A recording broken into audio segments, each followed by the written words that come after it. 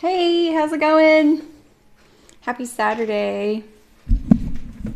How are you guys? I was busy trying to cut out some cupcake and a pie slice to sew later. What I should have been doing though was making sure I have all the pieces for that Noodlehead backpack because I haven't cut it out. Like I cut it out like months ago, you know. I'm pretty sure I had all of it ready to go. So we'll see. I can do parts of it. I doubt I'll get through all of it. So how are you guys? Let me know you can see me and hear me. Hi, Heather. How's it going? I just realized I didn't clean my glasses. I always have to clean my glasses. You know? I feel like it sets it off right. I start off with clean glasses, that way I can touch them a ton and I get, a couple hours out of it. Yay! Hi Cheyenne, hi Terry. Thanks for letting me know. It's going. Cool. Hanging out with me on a Saturday, thanks.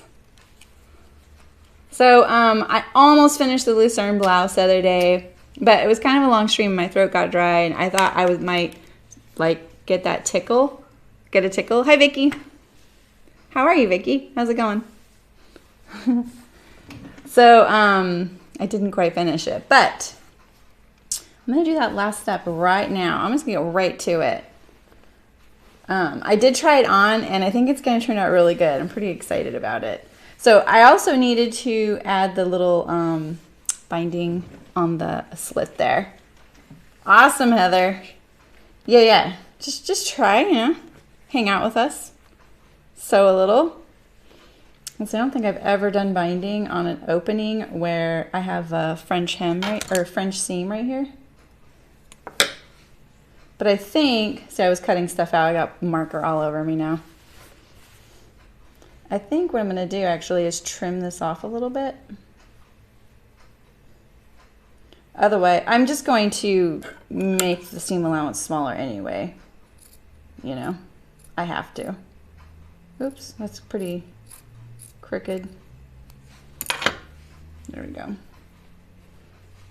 All right, so at least this time I can also show you my method where I go from the back to the front like this, with the binding. Yay, it's a sewer day. How's it going, Jan? Sorry I didn't get to finish this the other day.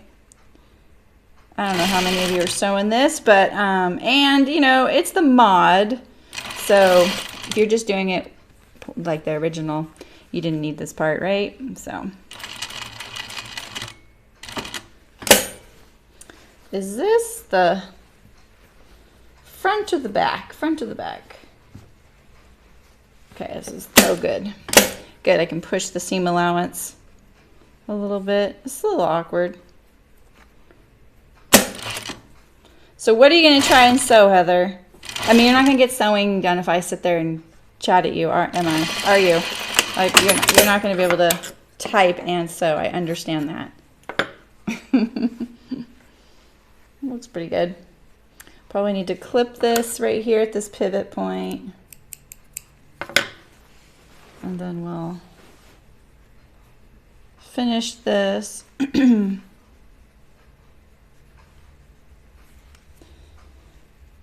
There's a chance we might get some noise today because there's a wedding this weekend. You're gonna type and sew. Oh, your ginger jeans. Ooh, look at you. There's a wedding this weekend. The landlord's son is getting married, and he's letting some of his attendees RV in the parking lot here because it's kind of a big lot. They were partying last night. It was kind of funny. I gave them a ride downtown. But they probably have no clue what I do in here that I do it on a Saturday, so we may have to talk to them if they wake up and start partying again.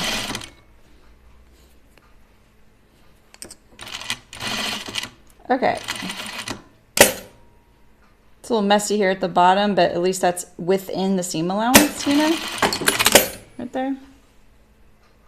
My little back stitch kind of snuck out. So there we go. There's our binding. And let's see, how do we think this will act when it's in place? Oh, cool, Vicky. Are those for your husband or your son? I can't remember. Oh, bummer, Terry. I'm sorry to hear that. Life happens, you know, like things in life, and they're more important. Yeah. All right, so this one's going to meet like this. It's not really front over back like I've treated the sleeve, I think.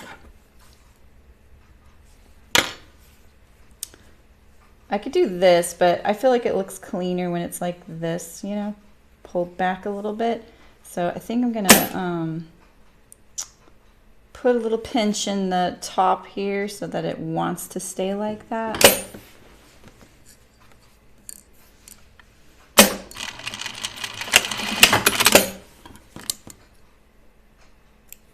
All right.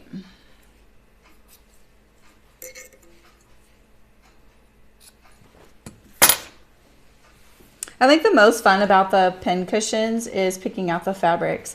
But I'm kind of disappointed in myself that I got rid of all my food themed fabrics. I feel like I remember just taking that bag and being like, you know what, someone's gonna get better use out of this, because I had a stack of all small, like realistic looking foods or like prints that I used in the pincushions. So yeah. Oh wow, it's good you know that, Vicky. Yeah, that, you know, what did I made the Jutlins, right? And the Quadras are more like the Quadra jeans, right? Aren't they more like work pants? Or is it the Jutlins that are the more, because I feel like whatever I got, I made look like regular everyday pairs of jeans, you know? I got rid of some of the work elements of it. All right, so I kind of folded this just to see where I'm at. And I really want the interfacing that I put in there to be right on the fold. And it looks like it is for the most part. So I'm going to put the, and I pinned this way because really I just want to make sure I stay directly across from itself like that. You know, like I don't do any shifting while I'm sewing it and get torquing, you know. So the Jutlins are more like work pants. There was something about the Quadras that I was like, that won't work for my husband. I can't remember. I can't remember. Maybe it wasn't in stock, but it's PDF, right? So I'm going to take my pins out just because they're going to bug me. I thought they'd help me. Now they're bugging me. So next week, I think we're going to do the toaster sweater. They're just jeans. Oh, okay. I wonder why I didn't pick those. They're kind of a slimmer cut. Well, that would be better for my husband, honestly. He's a pretty petite guy. Oh, so I added a magnet. I don't know if you can even see. I added a magnet underneath, and now, you know, it sticks to my machine. It's kind of great. Magnets are so amazing. So I needed to mark where I thought the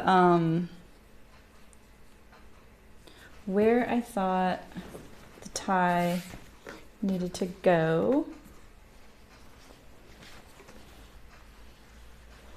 And I'm just checking right now. Like I kind of lightly gathered up the waist a little bit because I wanted a little bit of blousing, you know. And then I wanted to see right now, like, are my gathers, do I have about the same amount front and back? They don't have to be distributed the same quite yet. They will be soon. I only put it kind of here at the middle. You can see, like, I don't even have gathers there yet. So basically, I'll need to shift a lot of those over there because this is about the same right now. I don't want to do any more than this. But I do need to know where to stop sewing the tie. So it's about right there.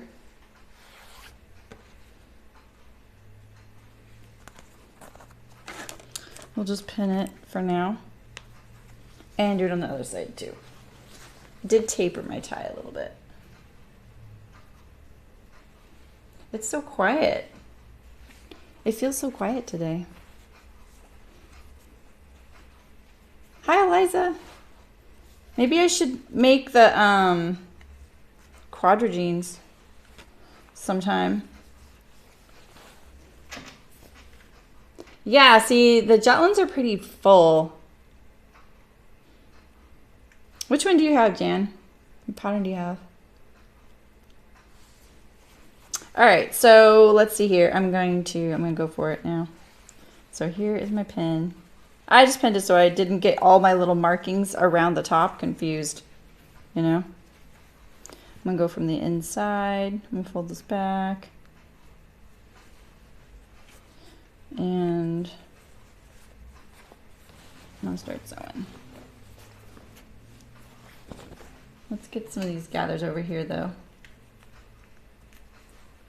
Ooh, they're so tight. Why are they so tight?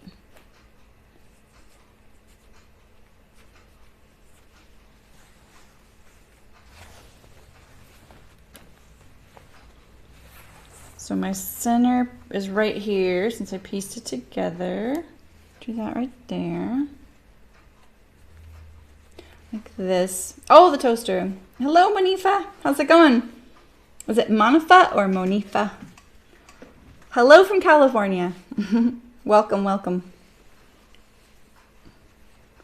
So I have a little, okay, good. I have a little room. Where's my, which one? Is it top? Okay, I pulled the top one. Pull a little bit right here. I'm just finishing up the Lucerne blouse that I started this week. I got everything but this last step, which was a mod that I did. I added a tie to the waist, and then I'm just gonna hang out and sew with you guys. I did that last Saturday. It was really fun. Hi, Jonathan. How's it going? Welcome. I've never been to Antigua. What did you like about it, Eliza? All right.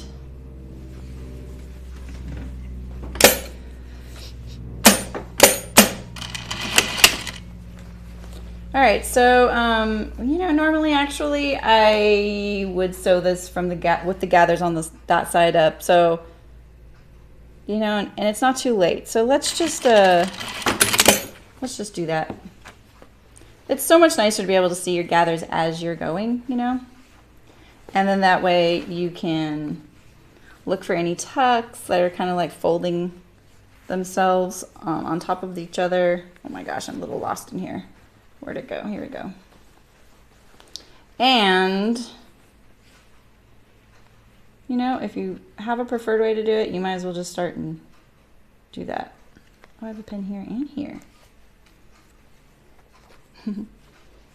Hi, Rachel. How's it going? Yeah, it does, Heather. It does have a wide neck. It kind of has like a mock turtle boat neck, but there's two views.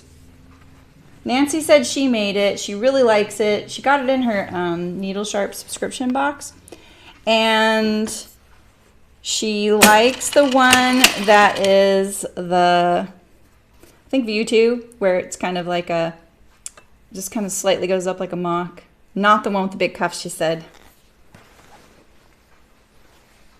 Wow, that's awesome, Eliza. Ooh. That sounds amazing. What a place to call home, you know? All right, so I'm just attaching this tie, waist tie, to the Lucerne blouse, which is a mod that I did.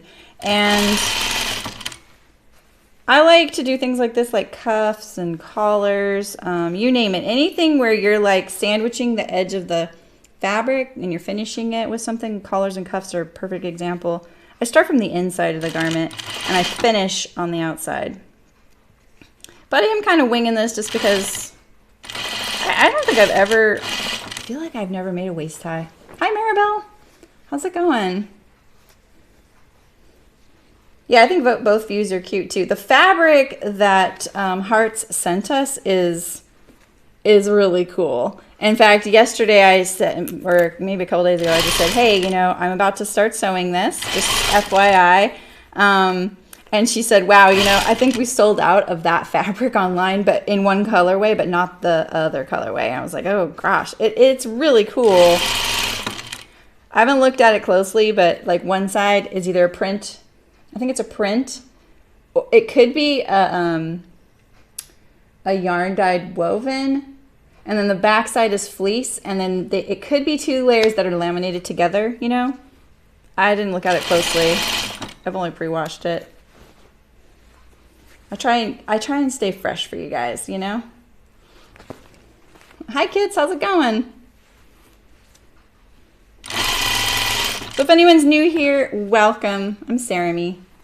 And this is what we do. We just hang out and sew together. Usually on a Saturday, I'm sewing part 2 of something. And if you want to talk with us, you just need to, if you're on YouTube, you just need to create a channel. It's just like creating an account. And then I'm also live on Twitch. So sometimes you'll see me say things to people that you can't see in chat, and that's why. Oh, Rachel, that's awesome. Do I have the, I do, Heather. It's behind me. I think, yeah. I think I brought it back. That's awesome, Rachel. Yeah, I totally agree. So what do you, Rachel, haven't you made the ginger jeans and the ash jeans? I can't remember. What do you think? My only complaint about my ash jeans is that the fabric I chose is stinky. All right, so we did the inside of the garment. Now I'm going to go turn this to the front side and clean finish it like this. And because my machine is a flat bed here, I do this so that the garment is inside out. If you have a free arm, you don't have to do that, you know. Like, it's just because I can't wrap around the like bed of it. So yeah, the black fabric smells, Heather.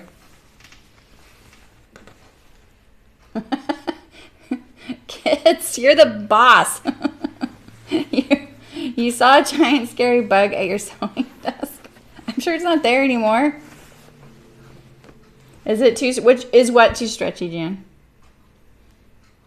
Oh, Terry, I went on that same exact denim spree in the spring. Like, when there's good denim for sale, I jump on it. I understand that. Yeah. It's, you know, it is pretty stretchy. I think that is why it smells. It's the synthetic that makes it that way.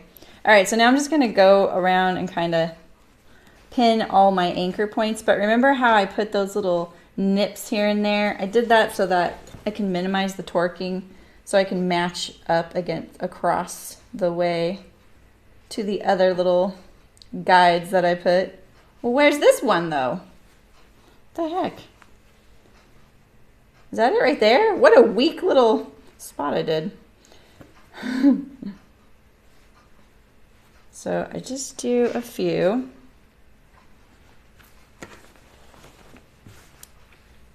Here's one right here.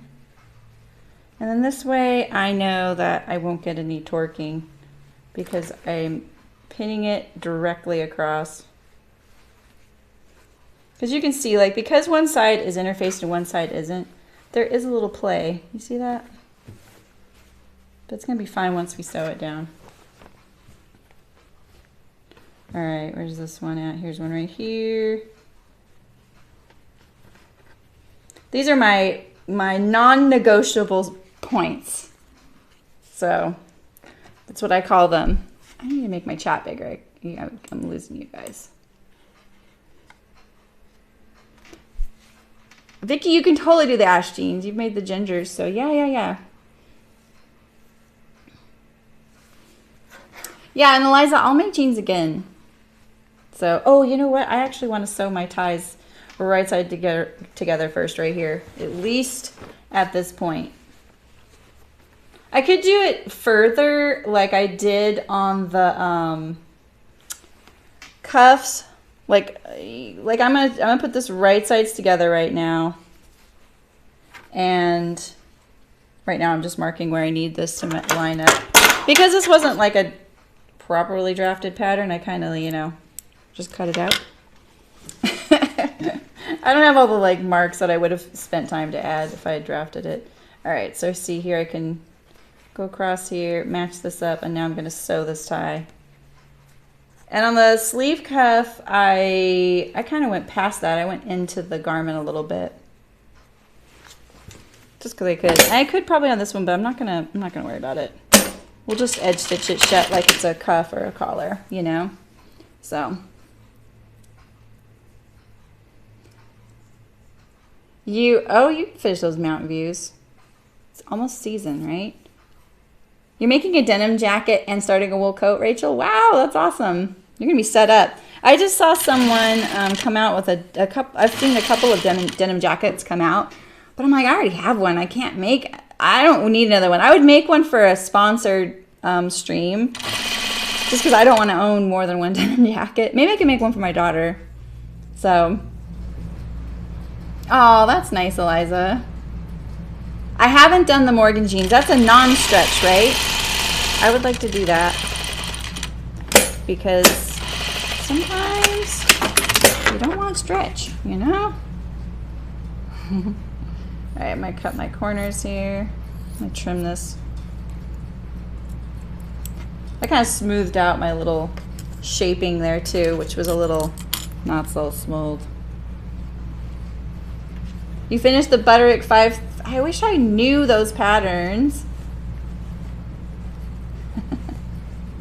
Get here, thought you were hallucinating with the bug.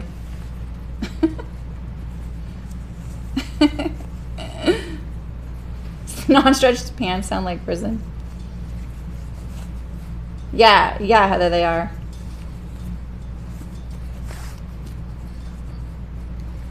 Yeah, I really love my denim jacket. I like how it came out. I barely got to wear it last season. I mean, the thing about a denim jacket is they are a little stiff, and I got this non-stretch. You don't want to use a stretch for that. It would be kind of a pain to do. But it would be more comfortable. Honestly, making a jean jacket out of stretched denim sounds like a really good idea to me. There's some spots you'd have to be careful with sewing so that they didn't get kind of wavy with the stretch woven in there. But I feel like we live in a world where we're used to wearing loose flowy fabrics, knits, things that have a lot of ease and give. And I haven't worn a jean jacket since I was in high school. And so putting it on, I do feel a little like, you know? Oh, you made mine's the Audrey, Eliza. You made a floral one. See, I kind of do want to do that, you know? Yeah. So, I don't know. I would be tempted to do a stretch version or modify it for some stretch because that would be kind of nice, you know? That'd be kind of comfortable. And I don't see any issues with it. You just, like I said, I think really you'd have to be concerned with the application of the waistband because that's such a long seam on the cross grain where the most stretches, and maybe your armhole, but honestly I think that's where you could use it the most is right the stretch across your shoulders, you know. Like I said, I kind of have broad straight shoulders, so. You made it in corduroy. See, now I'm like, well, I guess I could have one in corduroy and floral.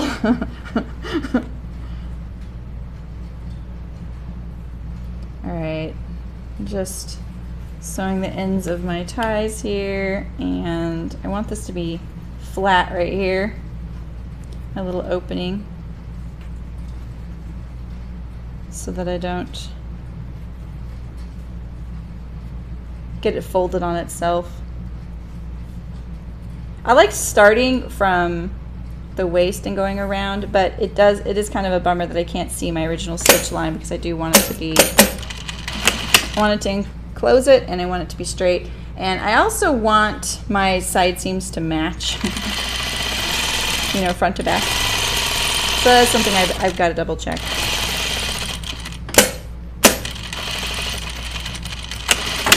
Sorry about all the pin markings on my hands, you guys. I'm realizing how clumsy I was when I was tracing off some things before the stream. Yes, floral corduroy. That's so funny. That's so funny. You guys are in different. You guys, one of you's on Twitch and one of you's on YouTube. And Kit said, "Better yet, floral corduroy." And Rachel says, "Well, strangely, mine is a floral corduroy." Way ahead of you, kids. That sounds amazing, Rachel. I think Steamwork did a they're doing a video, maybe a video series, or maybe it's a just a blog post on sewing the Audrey. They asked permission to use my pictures for finished projects. I never went and looked at it. I forgot. Maybe it was just in a blog post. Hi Alicia, how's it going? Welcome. I am finishing up this Lucerne blouse I started the other day. I added a waist tie as a mod, and I don't know, my throat was getting a little dry the other day, and I thought I was gonna get a tickle, so I was like, all right, I'm out of here. So I'm trying to finish this up kind of quickly. That way we can just kind of hang out and chill today like we did last Saturday. It was kind of fun.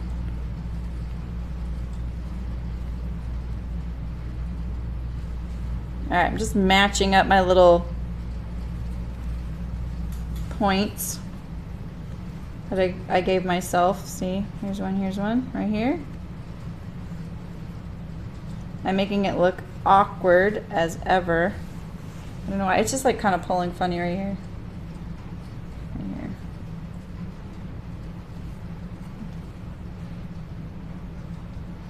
I wonder, they might. You don't have to apologize for a typo, it's okay. We live in a world of typos. It's the ones like the grammatical ones in memes drive me a little bit. I'm not a grammar nerd. I'm gonna admit it. I'm not a grammar nerd. I feel like anytime you're communicating with someone, as long as they understand what you're talking about, that's the most important thing.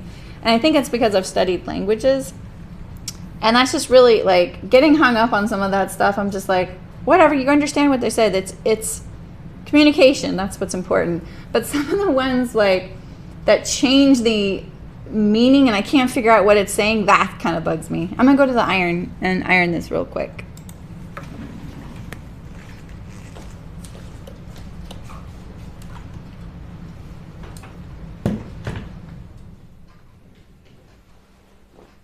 All right. I'm going to just press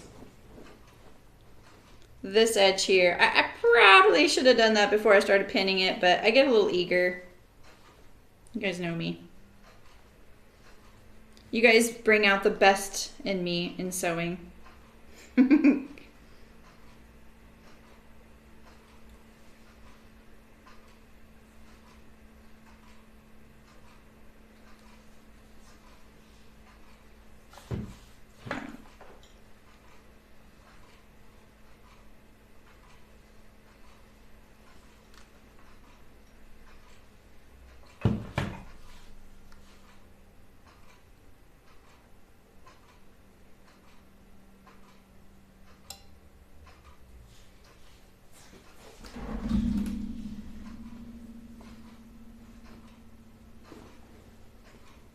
Right.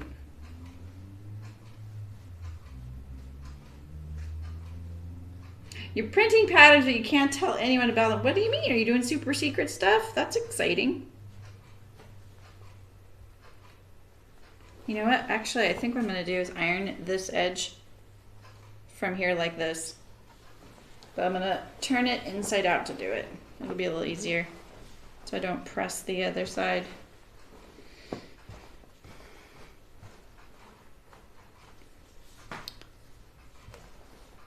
Right here, I'm gonna start.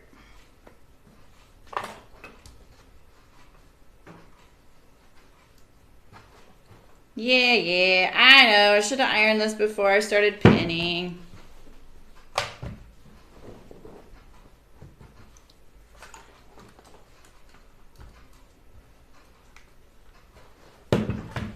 I just really want this edge to be pretty crisp on the inside. And I realized that I jumped the gun a little bit there. It's not a couture class, and then I'll have to get rid of all these little wrinkles, which is kind of a bummer. Ooh, I know, it's hard to decide those pockets, Heather. I have some that are just plain with nothing. I have my mountain views, I have a fox on one. That was kind of fun. I think, Heather, that if you go on the Closet Case website, there is, someone has mentioned it a few times in the stream that there's a pocket stitching inspiration guide. No, I didn't hand stitch the fox. I just, you know, because that thread's so thick, Heather, you know me better. I don't hand stitch as if I don't have to. I'm honestly being more and more attracted to hand sewing lately, and I'm like, who is this person? But really just because I just always want to get better at everything, and I like to try things. Like I say, I'm a process person, you know, so, you know, I'll do it until I move on to something else probably. But I am looking for like a kind of like a stitching project. Oh, I didn't do my other tie. Shoot. I'm a little out of sorts today, you guys. I'm gonna admit it. Yeah. Yeah, if you look on the, I think it's one of those Mountain View pull-on jeans videos, Heather. And I just did a little chalk drawing. Pretty sure I just did a little chalk drawing, and then I just stitched it. Like, I just stitched it with the heavy top stitch thread, and that was enough. I may have even used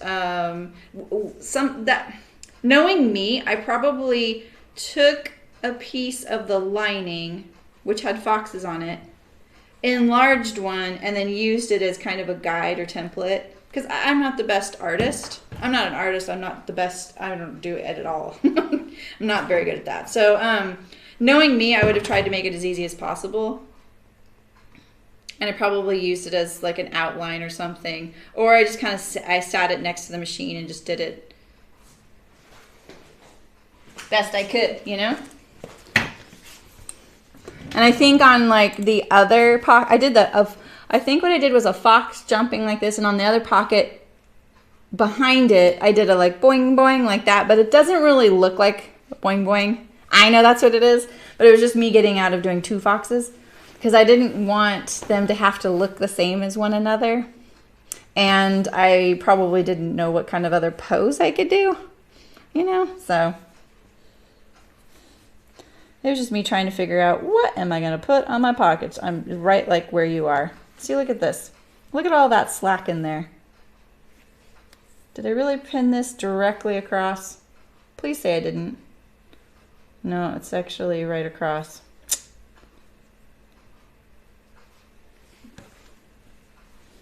Look at that. Why? Why is that so off right there? How's this right here? This is pretty good. But I don't want to like shift that over and get torquing. See that? 'Cause it's nice and flat right now.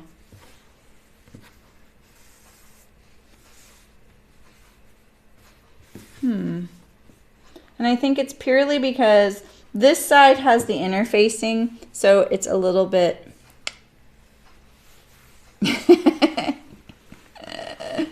I know, I had fun with those. When I saw that little iron, I was like, "Ow, he's cute." Let's see if I can get this in here. It's kind of a lot. So I know that like I could ease this and I could even get tucks in it and it'll look fine on this side because there's gathers. But if I were to just pinch this like this, I would get a tuck on this side, you know, which I don't really want, you know. I would like it to look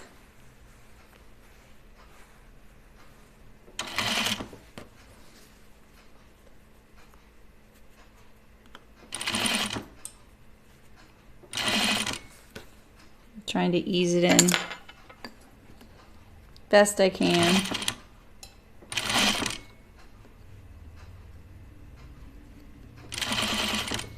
Wasn't quite the right interfacing for this fabric, but I don't want to have to iron this tie, you know? Like every time it comes out of the laundry. Mainly, I don't mind ironing it. I should take that back. I actually don't mind ironing at all. I don't mind, you know, ironing whatever I'm wearing for the day. It's the perma wrinkles. That's what I'm trying to avoid. And something like on a tie, you know how those just get in there and then you never get rid of them, even if you've ironed them out. I'm trying to do more preventative measures in my sewing to, you know, prevent it from happening. And so I've been adding like interfacing to my hems of linen tops and things like that, and it's totally working. Hi, Katie. Happy Saturday. So if you're doing a collar, like a button-down collar, I totally recommend doing this method that I'm doing here. So I started from the inside and went to the outside. You know, and that way you don't need the inside to look as nice as the outside. So, you know, it's one way of controlling how the finished side looks and kind of relieving that stress of the inside. That's kind of where I did that on my own, kind of coming up through sewing. We didn't have the Google or the YouTube. And I was working in a fabric store. I had already gone to design school and worked in the garment industry, and I knew how to sew, but I was never required to sew at the later jobs I had before I worked at this fabric store. I decided to change careers because the garment industry is, you have to live somewhere really, like a really big city, and I wasn't down for that anymore. And the pollution and stuff like that was really starting to weigh on me. And then so I moved. I decided to go back to school and do environmental engineering. And I got in, you guys know this, I got into this fabric store that was like, oh my gosh, yeah, please work here. And she was a little bit snobby about sewing, and I really wanted to up my game.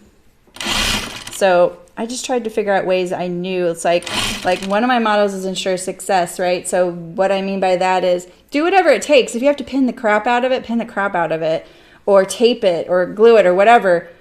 But, you know, wean yourself off of things like glues, I feel like, because those might distort your finished product. I never really use those, so I don't know.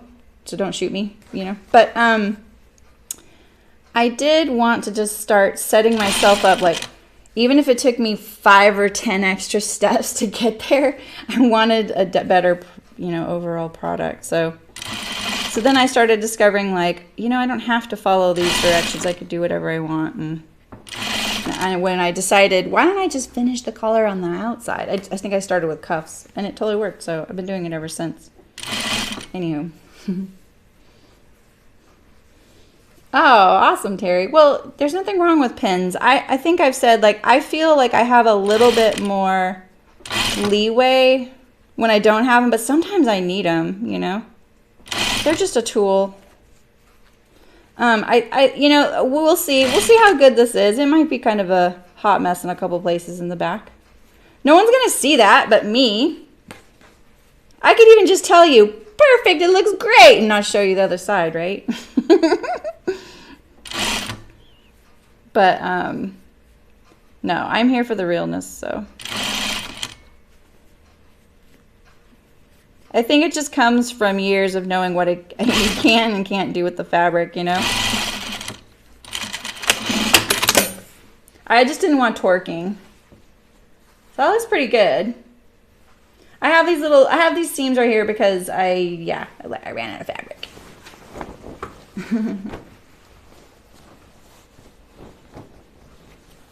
What? Your super secret sewing, it has 105. Ooh. Does it let you pick, like, I really like the patterns that say you need these pages if you're printing this view, you know? Oh my God, that doesn't include this. involved pattern you're making there. Is that your wool coat maybe? That sounds cool though. All right, you guys, what do you think? Looks pretty good. Let's see how the inside looks. Where was my trouble spot? Was it this side or this side? It was this side, right? Oh, it's a little bit tuckered right there. Oh, that is you? Oh my gosh. Liza. I don't know how real I am, but I try to be. Look at this. Okay. It's okay. I mean, I see how right here I fell off. You know, but on the outside it looks fine, right? So if you did that on your collar up here, no big deal. It's on the inside. So the other trick with collars, especially if a collar stand and a collar, is you can finish it where the collar stand and collar join right there underneath. That's a little trickier. I find that that's not worth the trouble for my sewing. I have better luck the other way, you know. This is pretty good.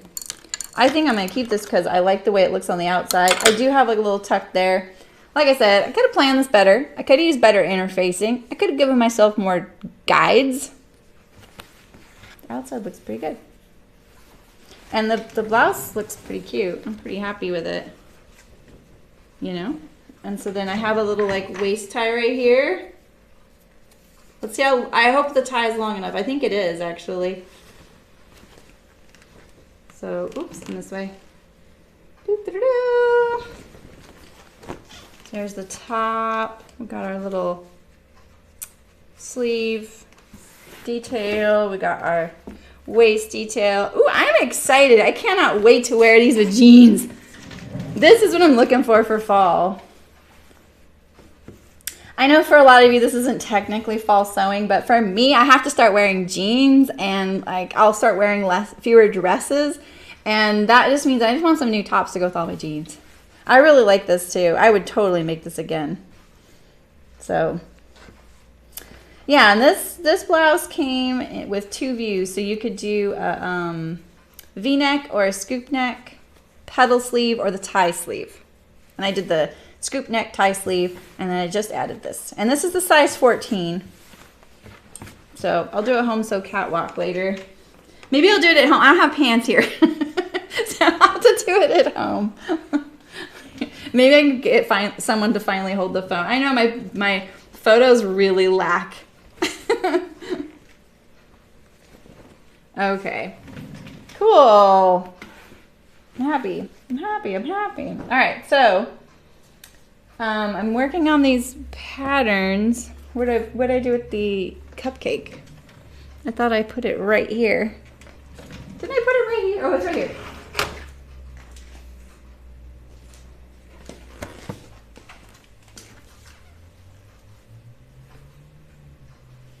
So I've cut out, the cupcake went together no problem. I just thought I'd sew one with you guys so you can just see it. I think it's kind of fun. And then I want to sew one more of the pie to kind of sink in the directions. Right, kids? I know. Oh, I take that back. I have my black ash jeans here. That's awesome, Jan. I adore my husband, but I think he takes a good picture, but he doesn't take, like, he doesn't understand, like, what I'm looking for. Like, it's about the garment, not me, you know? He does understand. I don't know. Also, I don't want to come home and be like, all right, everybody, you take pictures of me. I know a lot of people do that, and I wish I was more comfortable doing that, you know? I just kind of want to be done. Plus, people don't need to, like, see pictures of my home, you know? It's not about that. All the pet hair everywhere. All the pets everywhere. I took a picture wearing my tea house dress yesterday. I think I forgot to post it. And, of course, there's, you know, Molly's butts in it. They just, you know, they can't leave me alone. They're so funny. I traced this off, but I hadn't cut it out. Sorry. I realized what time it was. Yeah, I know, Heather. I know. I will say, like, I think a lot of people assume that I must be really attention seeking or really comfortable with putting like me like visually out there to do this, and I'm not, honestly. Like, I'm not uncomfortable with it anymore because I'm so passionate about just things being like very inclusive and relaxed, and we're all here doing the same thing kind of stuff. But it would be nice to be, the ideal of ourselves, right? I'm just trying to live up to my mental ideal of myself instead. That's greater satisfaction, right? Heather, have you thought about just doing the flat lay? I thought that was a great idea, this Sew Over 50 community. Yeah, this is felt, Terry. It's pie crust. Can't you tell? It's pie crust.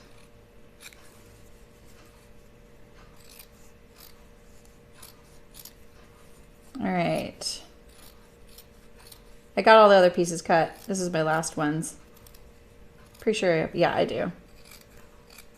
All right. I already started writing the directions for these.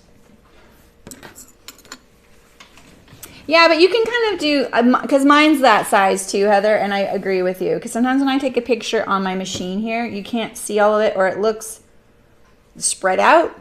So I just kind of like squish it together a little bit so you can see all the details, and I think that's a lot of those. If you look at the hashtag, I think it's Sew50 flat lay, you can get some ideas.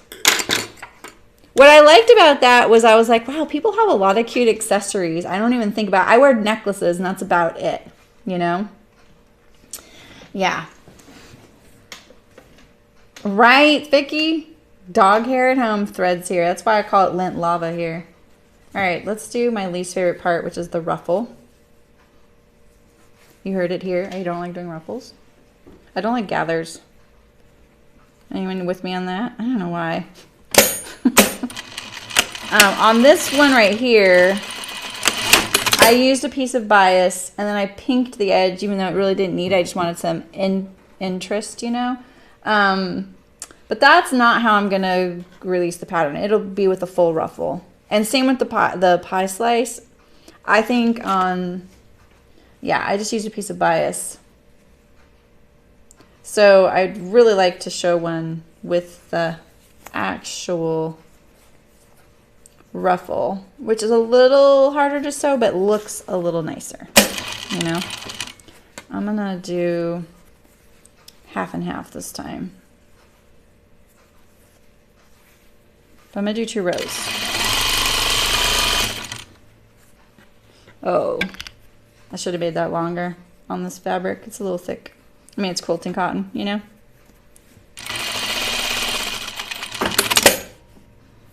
Maybe I can get away with 1 row. I probably, it'll be a little fussy, but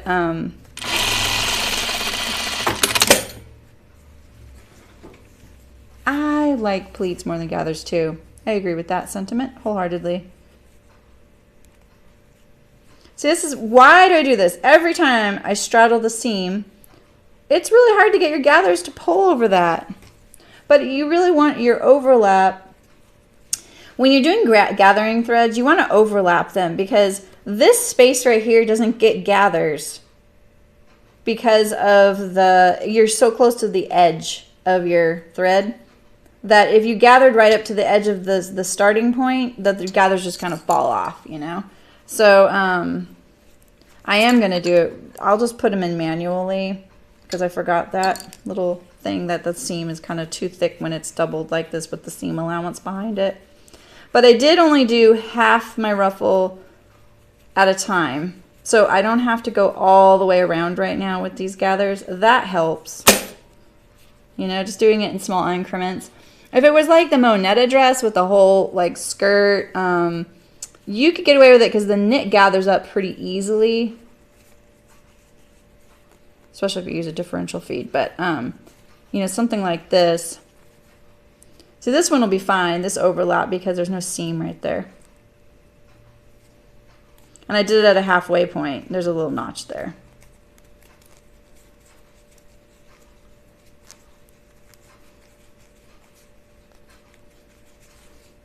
The last time I made one of these, I was watching Walking Dead, so zombies keep popping into my head.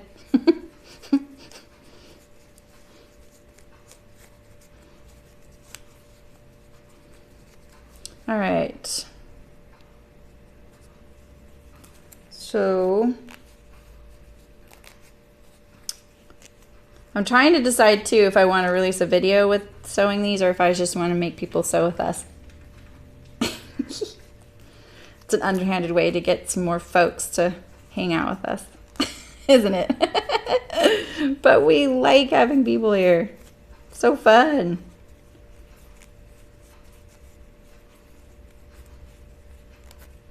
Come on. I'm a little too close to the edge there. You see that? Wiggly, wiggly. So 2 rows is so much nicer. Your gathers like line up and sit right against each other. They don't kind of hair off, you know, in weird little angles. It's a narrow strip though, and because I put in 2 halves of it, it's a little easier to only have one. And it's thick. The fabric's it's quilting cotton, 2 layers. Okay, this is where I think I started. So the length is not, that's why this side is so hard. That's why this side's so hard. All right.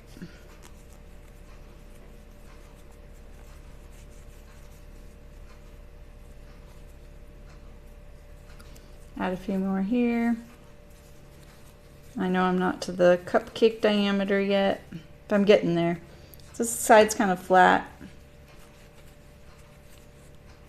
See, and it's because this right area where you're near your edges, it just flattens out, right? Because the gathers just fall off. One way you can solve it is just tie these in a knot.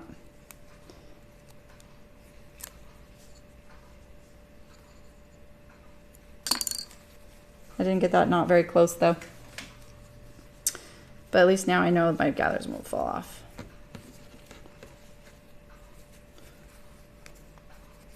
So I picked out this little hot cocoa fabric. Do you guys know Heidi Kinney? Her Instagram is My Paper Crane. I highly recommend it.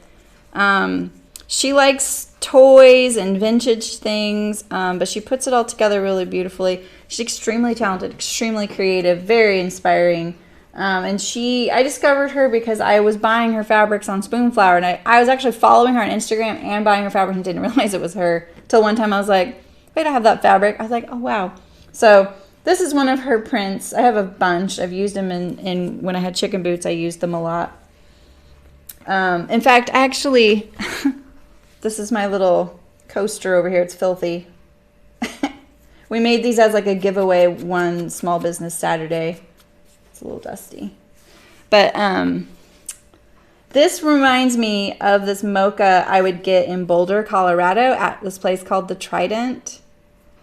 And the whipped cream there was so freaking amazing. It was like, I don't know, it was like smooth and homemade, and it looked just like this. It was just so good. So that's my ode to whipped cream. We all have a ode to whipped cream. Where's my other one? Where's my other one? 1, 2, 3.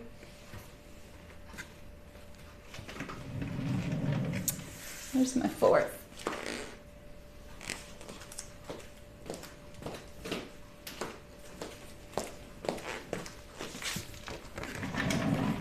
All right.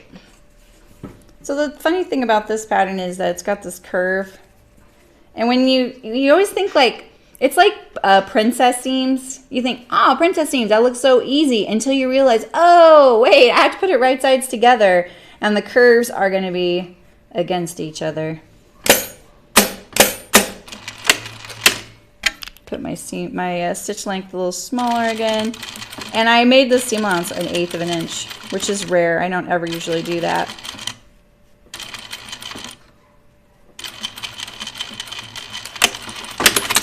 Like this, and then I'll top stitch it.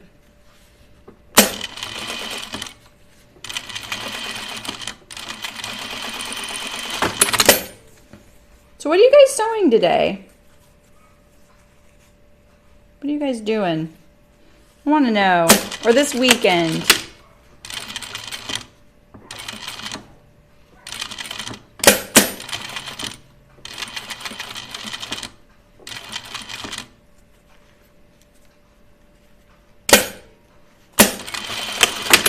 Didn't get that one lined up very good, did I? Merge Dragons. What's Merge? Is that a game? Is that a board game? Merge Dragons.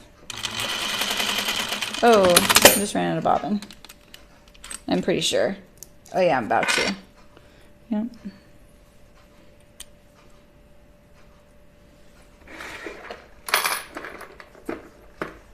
I need another cream bobbin. I didn't set up a cone of thread on my machine. Oops. Oh, a mobile game. Oh. Ooh, Jan. Nice. Fall PJs? What a concept. Look at that. See that? That's the end of your bobbin. Let's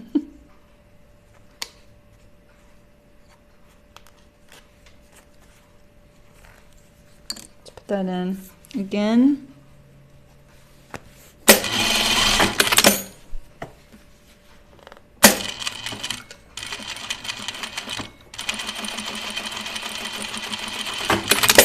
That misalignment was the sewing fairy telling me I was about to run out of bobbin thread. You got a new sewing room, Katie! Congratulations! That's awesome. Is it a new space, or like did it not exist? Did you not have a sewing room before? Tell us. Oh shoot, I just overcompensated. Oh, I just put the bottom on. I didn't overcompensate at all. I did it wrong. What is your favorite thing about your new sewing room? I've been thinking about bringing my stream home. But that seems kind of nuts. I'd never get out of the house then.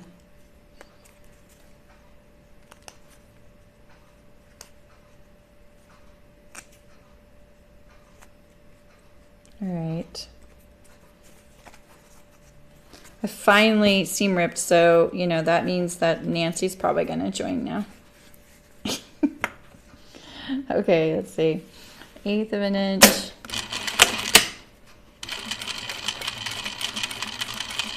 When I'm doing these curves, I just kind of like hold one and move it around to keep the edges lined up. All you're worried about lining up is right where you're sewing, right? You don't have to have the whole edge lined up. You just need the part you're sewing. It makes it a little easier to handle these curves. Now this part right here is a little awkward because there's this point and you need to encase it. This is why putting a pom-pom on top is kind of nice too, because if you get a little bit of a messy finish here, you can put a little pom-pom on top.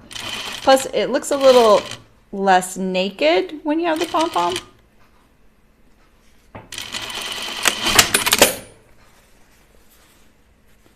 Oh yeah, that's not good. Let's see if we can do that a little better. What is showing on there? Honestly. Wait a minute, what's showing? Which piece is that? Is that this one?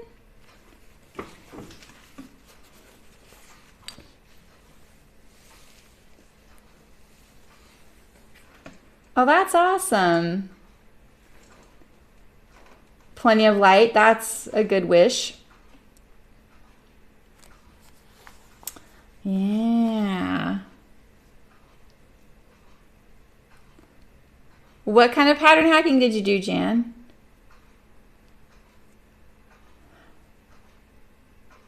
We used to have a bonus room. That would have been a really good sewing room.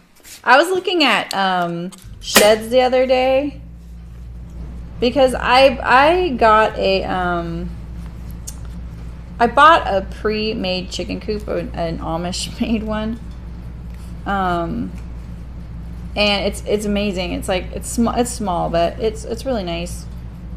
I ended up having a tragedy with my chickens though, so I have one chicken. So it's basically literally the chicken coop. It's Luna's coop. And they make all kinds of things like that. And I was looking at them, I was like, I mean, what are we talking here? I mean, is this like, you know, like a year's worth of rent versus just buying a shed outright? You know, like maybe this is a feasible thing, you know? And, you know, if it adds value to the house, hey, that's my in, right? Yeah, I think sewing folks do have understanding spouses. I see plenty of them at the fabric store. It's kind of fun. All right, let's see here. This little spot, I got the knack of this before. This one's just too high, I think.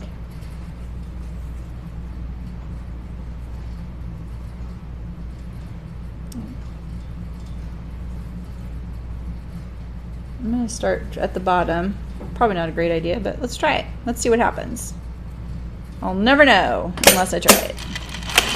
It's been 10 years since I sewed these things, so hey.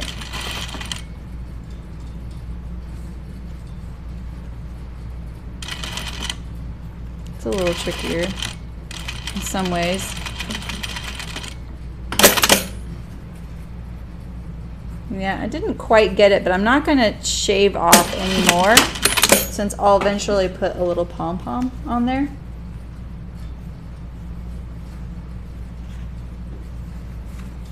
All right, let's top stitch this. That is a pet peeve, is when you're like starting bit. This is when you want to have like a starting piece of fabric butted up against it, you know? So,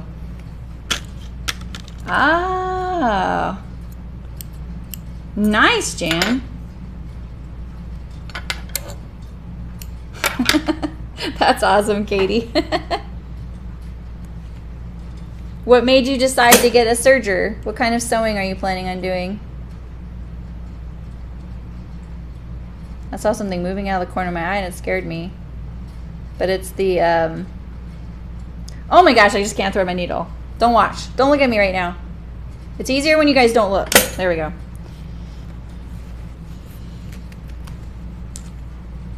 A lot of people are into machines, even if they're not sewers.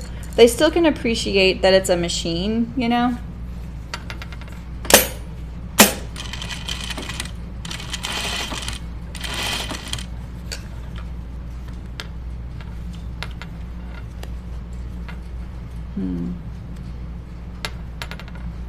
My seam allowance won't stay over here.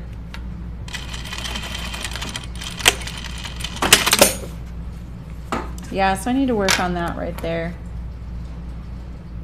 I didn't set myself up for success right there. So there will be a little cherry right there.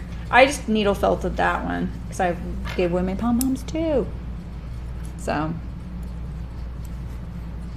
13 sewing machines, Terry. Oh my goodness, do you use them all? Wow. I was thinking of making the Sew House 7 free range slacks with a zipper fly. Maybe even like, actually, even better, I think what I could do is make them so that the back is elastic and the front is a zipper fly and smooth. I mean, you know, they don't look like elastic pull-on pants at all. They're pretty classy. I think that's why she calls them slacks, you know. But at the same time, you know, they're so comfortable, you know, and they will little that I can't find nice rigid non-roll, not non-roll, but the kind of elastic I like using. I don't have a piece of it here. I can't find any in 2 inches wide. I can only find that soft stuff, and it's just not. If you were to tighten it so much that it didn't like easily pull down, because it's too stretchy, then the fabric would, or the elastic would get kind of warped, you know. So, you know, I feel like that's where I'm at, Katie. Yeah, that's great. Having a dealer you can depend on is smart. Okay, I think I did too much gathers. Good. Good. All right, so let's get our ruffle. I'm gonna call this the frosting. Evenly distributed. I did too much. All right, good to know. Why is this fabric so thready? Look at this. What the heck?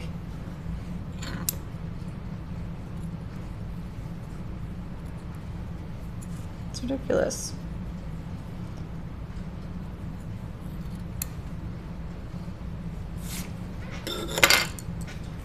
Look at this thing. It looks like a mess.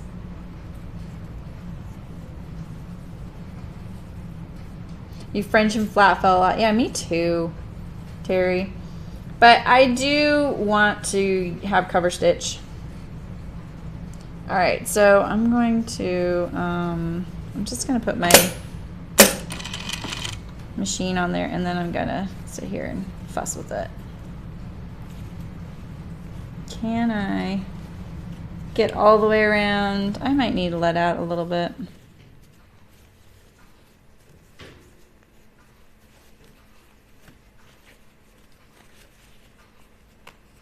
There we go. That's enough.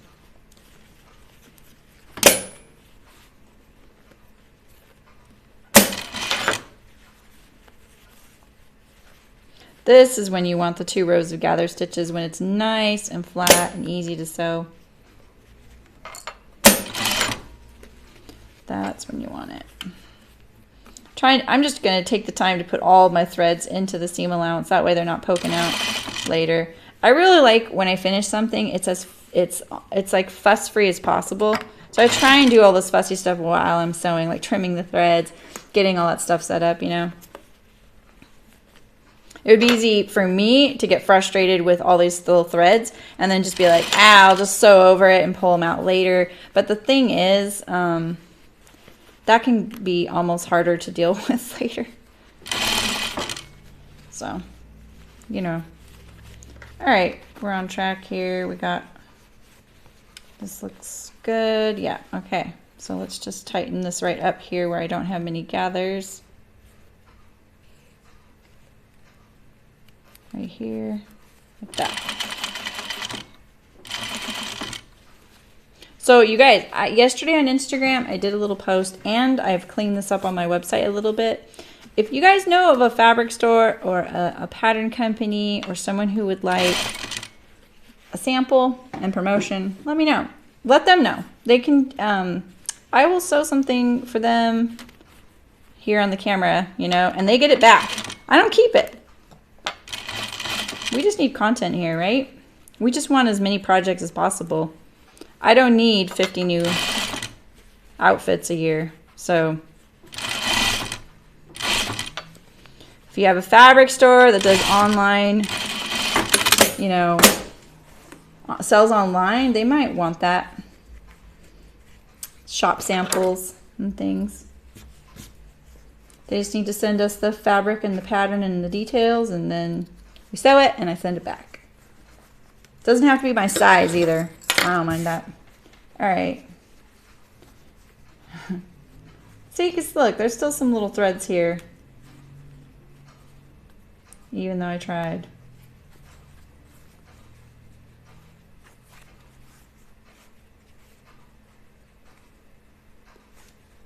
That's the kind I don't like right there. But I have a nice finished ruffle, which is nice. This one has the pinked edge, a little faster and easier because I already had the binding, you know? So,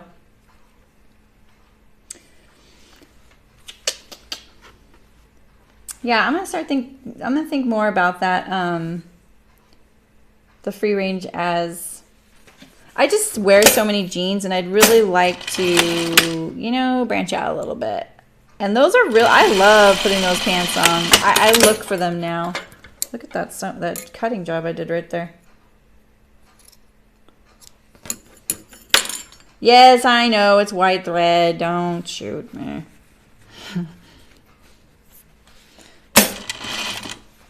It's under the ruffle. I do like smoothing this out right here though. So I top stitch and plus I love the top stitch, especially on felt. It's really satisfying. All right, so this can go like this, right? So we'll put this in here.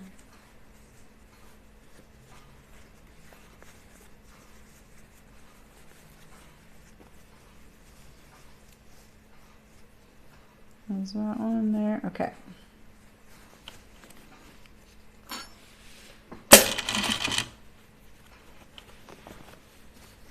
This goes by pretty quick though.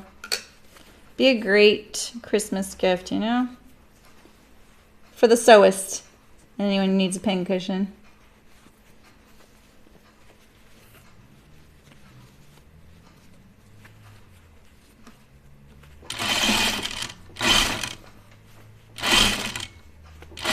And it's nice to know my pattern still works great.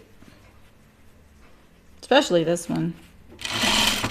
Well, the pie, I was actually I was really pleasantly surprised by what we figured out last Saturday. Oh, that seam allowance is a little big right there. I'm going to go with it because of the ruffle.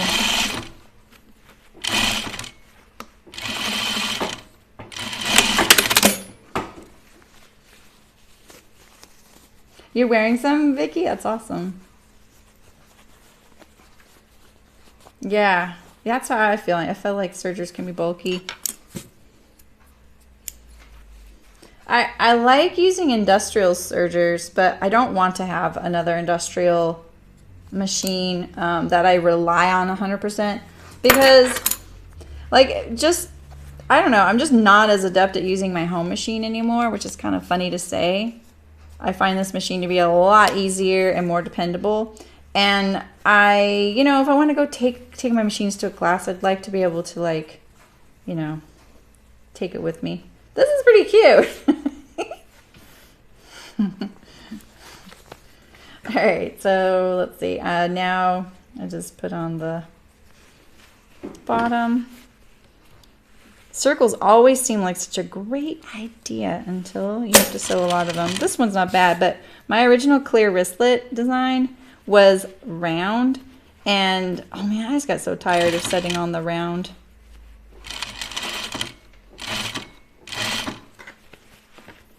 I just leave a little bit of an opening for the stuffing.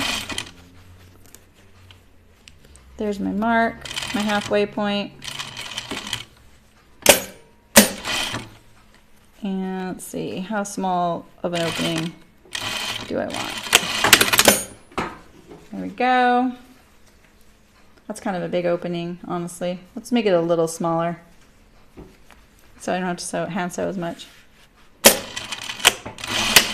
Ay, ay, ay. I just got crazy stitching there. Come on. What the heck happened there? Let's, there we go. Let's round that out a little bit. All right, so let's see. Our cupcake.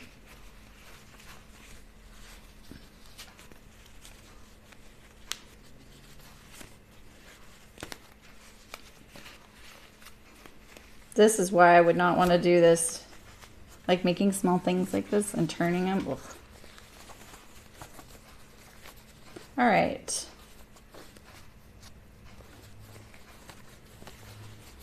There we go. It's pretty cute.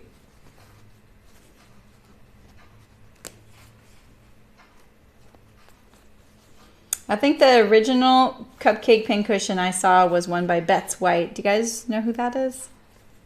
She made cupcakes, but they weren't sewn with fabric. They were knitted and felted. I can't even remember. They were always out of stock. I never got one, but I remember just thinking, oh, I want to try and sew one of those. Never planned on selling them, but it's kind of one of the first things I ended up making. So yeah, like the ruffle is a little different. And once it's stuffed, it kind of sits a little taller. So pretty cute. I'm gonna switch my thread color.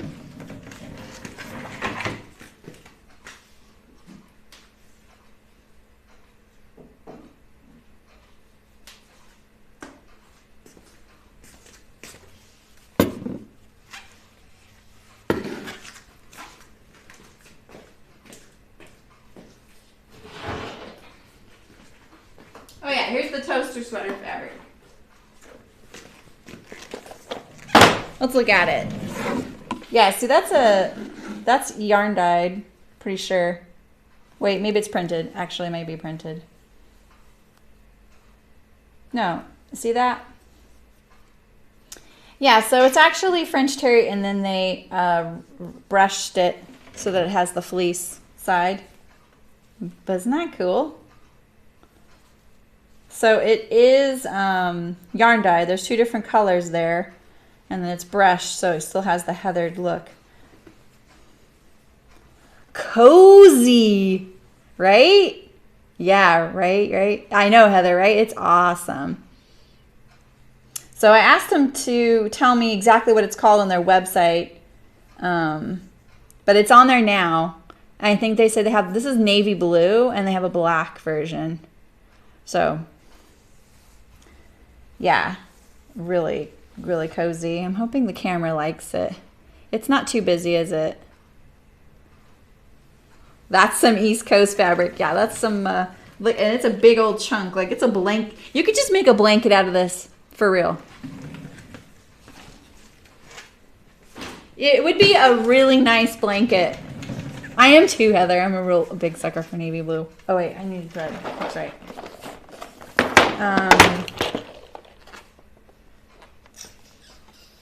Let's see here.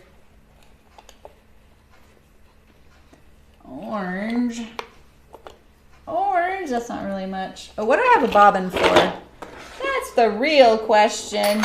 I may have to go with a thread color. I'm not a big, that might be it, because I think that's the only orange I have on a bobbin right now. I have a yellow. Well, I have this. Oh, I kind of like that. Let's see. What do you guys think? Can you even see that? Bottom one or top one? What do you think?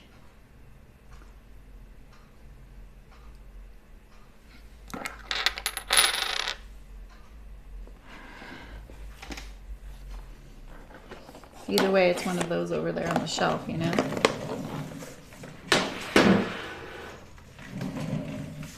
Not the brown. The best matching thread I have is my denim top stitching thread, but that's a little too thick.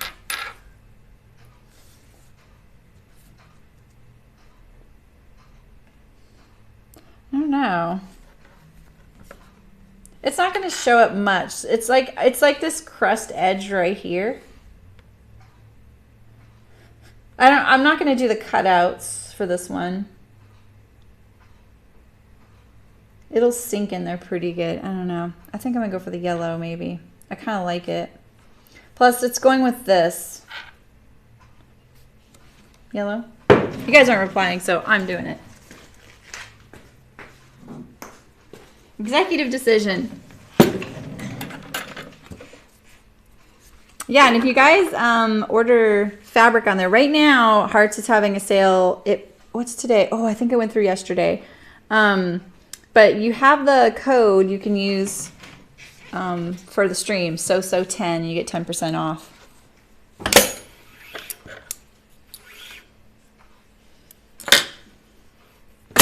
This is it, right? That is not it. What the heck, man?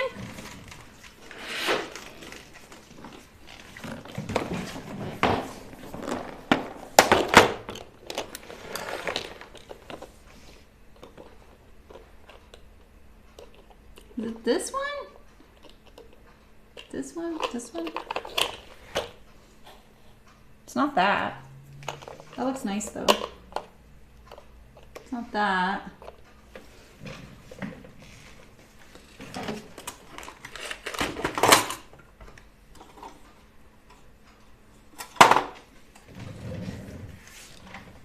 have quilting thread.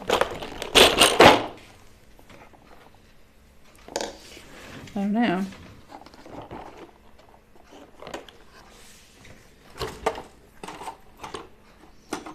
Yeah, those are all top stitch threads. Oh, here's some yellow fabrics. I forgot these. Well, let's see.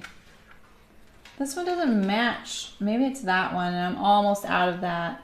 So I may need to do the orange. Oh well. Oh well. Well, we won't remember later, right? That's what I tell myself. Like, I won't remember what it looks like later, so it'll be fine. And I can go forth and not worry about my choice.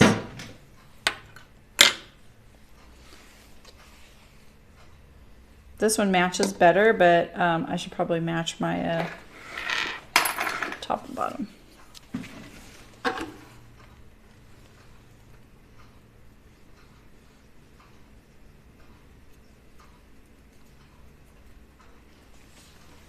All right.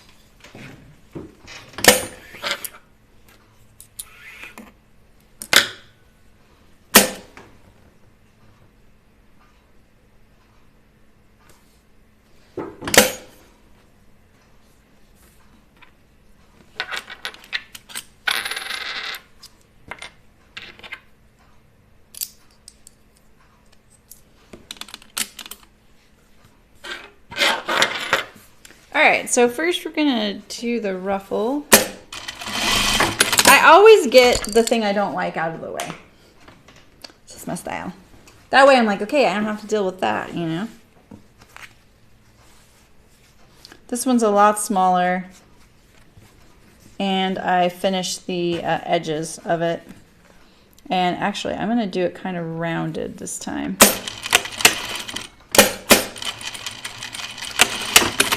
Kind of like that.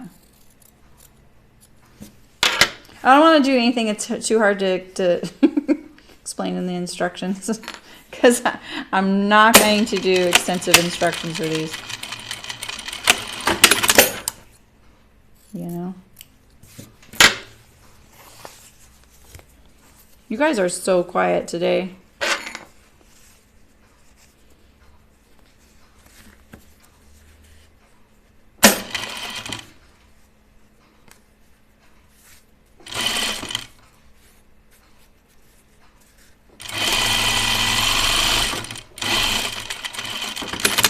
Let's do 2 rows this time.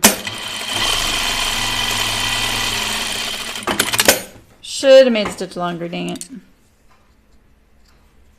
Here is my little ruffle though, fabric. I think it'll be okay. I'm gonna take this out. We're gonna do a proper gathering stitch. This is too short. I can get away usually with just using my regular stitch length on a single layer of fabric and then I don't have to adjust anything, but when it's 2 layers of fabric, especially this tightly woven, these batiks are always so tightly woven. They're like a nice poplin, you know, or a sheeting, really crisp, so amazing. But they're a little tight, you know. It's like a silk, you know. Silk's kind of tight.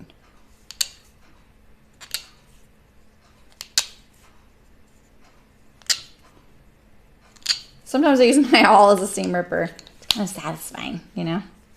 It's I don't know. I don't have to be as gentle because it's not a blade.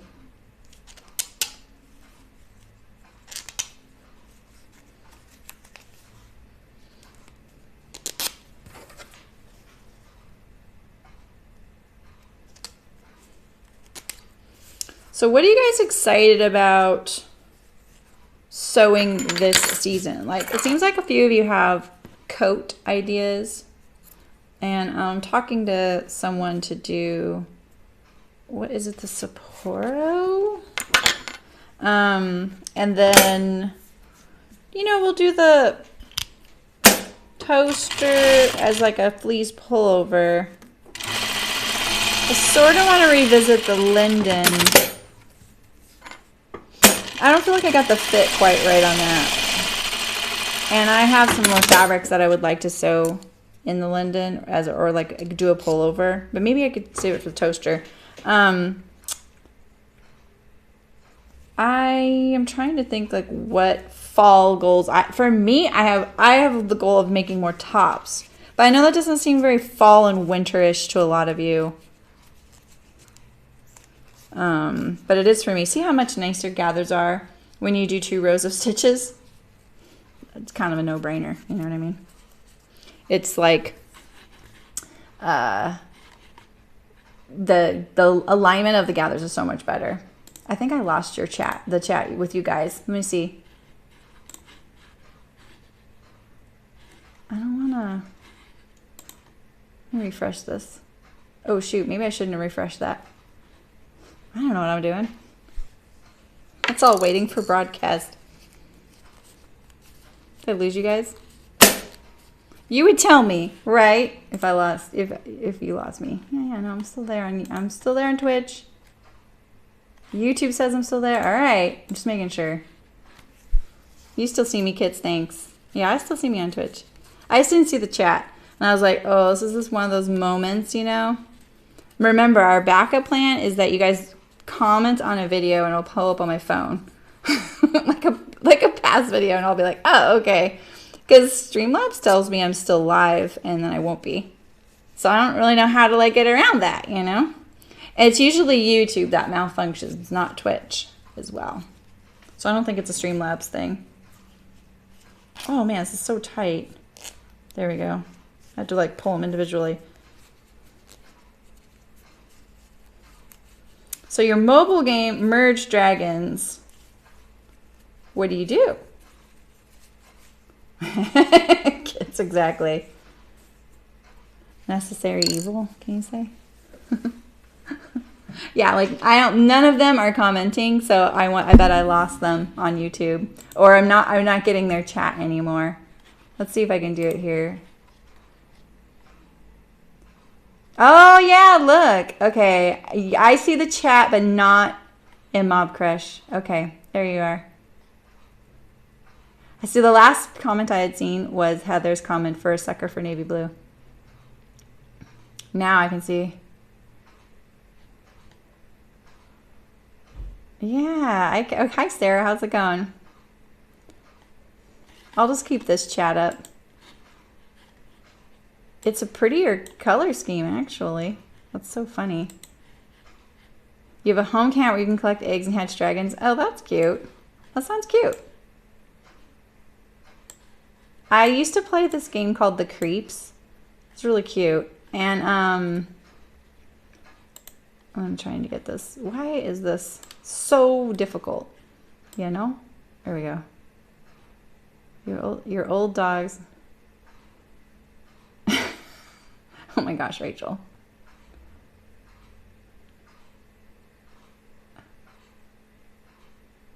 Oh my gosh.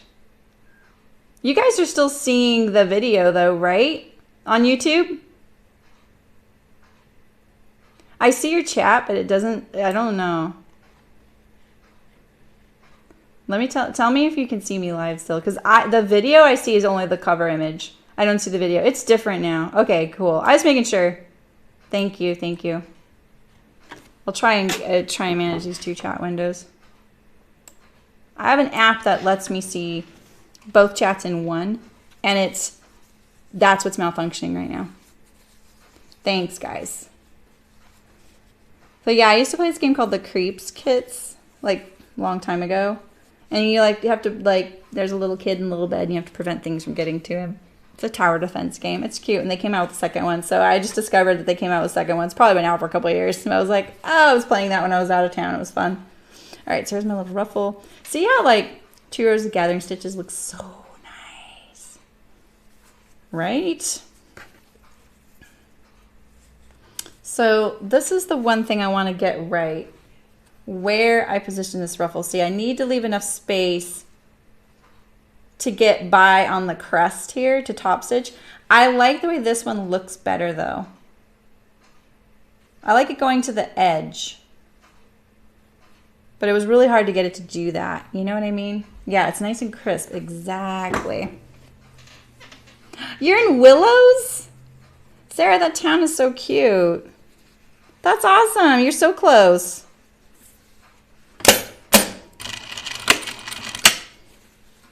I go through Willows when I go to San Francisco.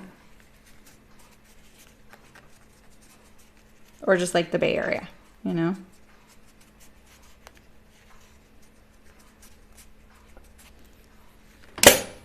See, the gathers are slipping off the back here. Let's get those going again. I feel like my ruffles could be a little smaller as far as like the length goes. Look at all that.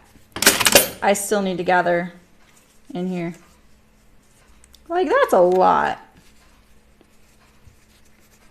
So I can cut down on the width of this ruffle. You can always make it bigger.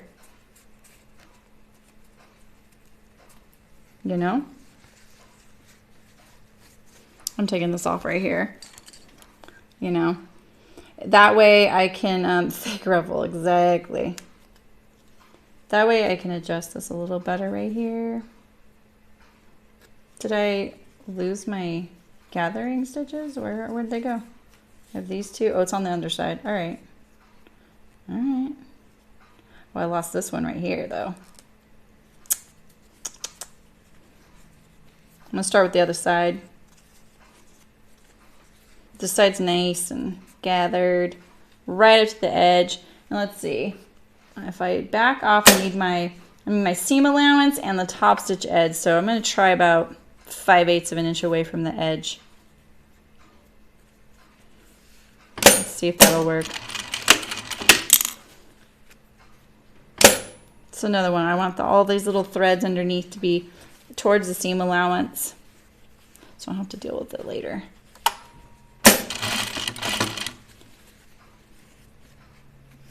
Here we go. Are there any fabric stores in Willows? I'm kind of needing some new fabric store options just because something's going on with mine right now. And I'm not sure if they're going to continue to carry garment making stuff. I'm a little like, I'm hoping. It's a really great store. Okay, I can get this even closer. I want this even closer. I accidentally somehow cut my gathering stitch. Look at how tight that is. That's too tight. It looks really cute though. Thunderhill. Oh. It's a motorcycle day. What does that mean? Do you ride? It's quite a bit different, huh? All right. So where did I write those directions? Remember that day when I wrote directions? What the heck? So where did I write those directions? Let's see.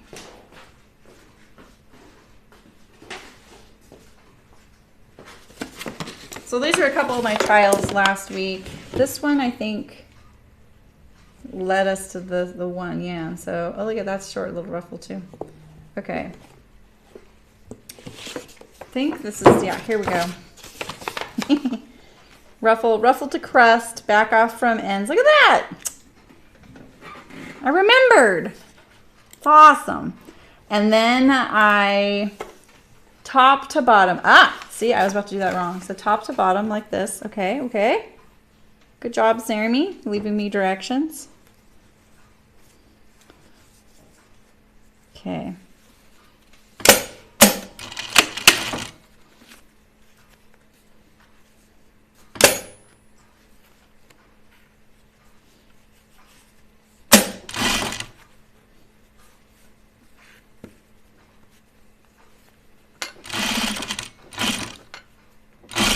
That kind of a seam with the ruffle in it makes the felt a little bit less, pliant. All right, so let's see what else. Top to bottom, crust edges, top to bottom. That's what I thought.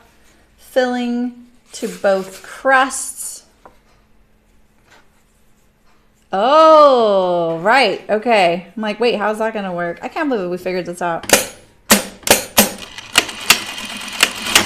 All right. Crust, crust.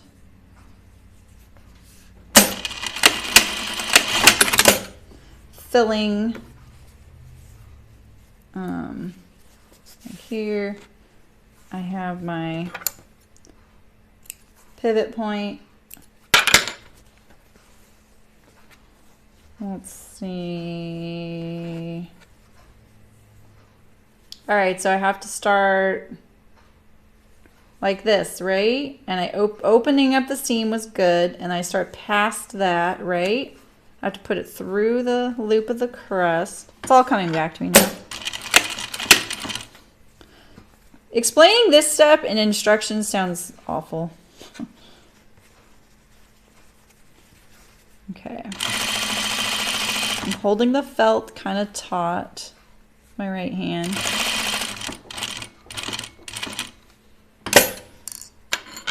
Gonna do that, and I'm gonna slit to the pivot point. Sorry, I'm focusing. I'll look at chat in a second. All right, and then I want to go past this right here.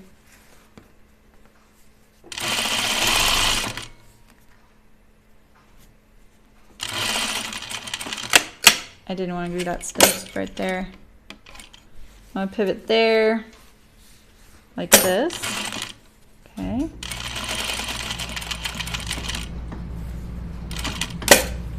Pivot here. I'm going to check where I'm at.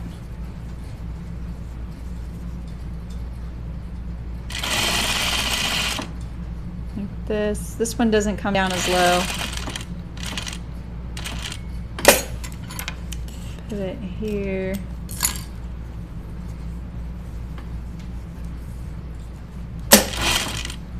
All right, and then I did it. Okay. I didn't leave the stuffing space. You're right, I didn't. You get to ride in the racetrack. Ooh, the weather is amazing right now, isn't it?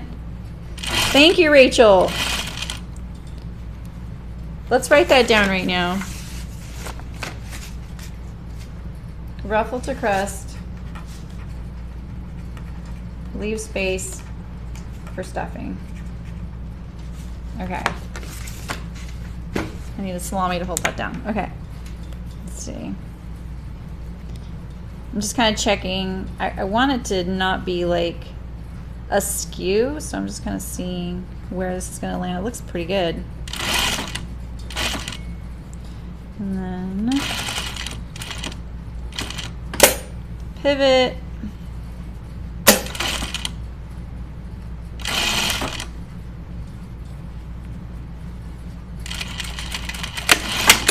Okay, so we have this crust on, and I need to take out a little bit right here.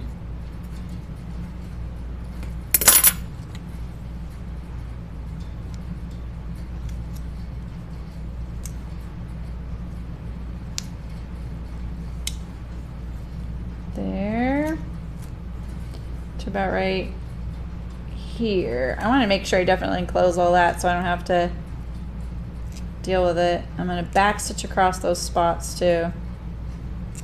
I hate it when the stitches get loose when you're turning something like that, and then you have to kind of cinch them back up while you're hand sewing. I'm not adept like that.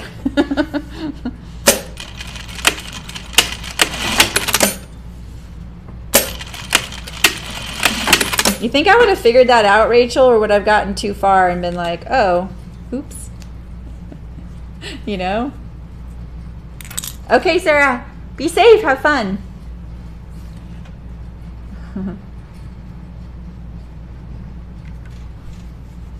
I am working on it. Like, Heather, I'm talking to you, sorry. I just decided to like resurrect this pattern I had 10 years ago. And so these are just kind of trials to get it in shape for giving to you guys. So I'm working on it already. I already have a file started with the specs and stuff. It's not going to be like what my chicken boots home sew patterns will be like. Those are being professionally done by a graphic artist and all that, because I just I need some help with that. So I'm going to make this a free pattern, most likely. I don't know why I'm making it free, but I just want to make it free so you guys can have one too. Oh my gosh, I'm getting turned around here. And it goes like this, right? Like this. Yeah. Right? Now I'm confused there. Okay. And I'll let you know. I'll tell you guys 1,000 times so you won't miss it. I'm not sure how to get it to you guys yet, because like if you sign up for my newsletter right now, you get 2 free patterns already. You get the notions case and the closet organizer. And I don't know if I'm going to keep doing that. Like that seems kind of cumbersome, you know? You can't just keep signing up for the newsletter, in other words. But if you're already on the newsletter list, I can send a link. It's just that where does it exist for someone who wants it in the future or loses it, you know? I want it to be as easy as possible. So I'm trying to figure out, because I'm not sure I'm ready to pay for a PDF download service. Is this right?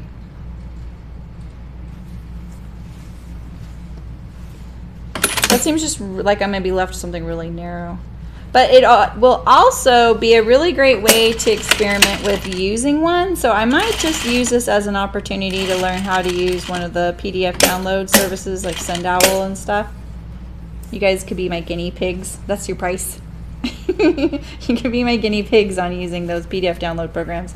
Because I always make sure everything is really moving, like it just is really easy to do for you and for me. I literally based the operation of my company on what kinds of emails I got. So if I started getting a lot of emails from someone that people saying the same thing, like I can't figure out how to find this on your website. Like a big one for a long time was my pattern holder. My pattern holder was like one of my best selling patterns ever. It worked really good, but sometimes I would get emails from people saying I can't find the magnets, or mine didn't have magnets. And so I've realized, like, putting a video on my website showing exactly that this is where the magnets are, this is how you use it, I stopped getting emails. You know, it's like that's the kind of thing. I want it to be really easy. I don't want people to feel like I don't know how to do this, you know. I just like it to be seamless. And so maybe figuring out how to use that program before I have patterns that I need it for would be good, right? So that's what I'll do. I love sorting things out with you guys, you know. Now I know what now that's what I'm gonna get out of it. Wait, you had your pocket linings for your jeans are totally off. So are you talking about the ones that have the waist stay, so it goes all the way towards the center front? Those pocket linings, is that the ginger jeans you made? Mine have the tummy panel.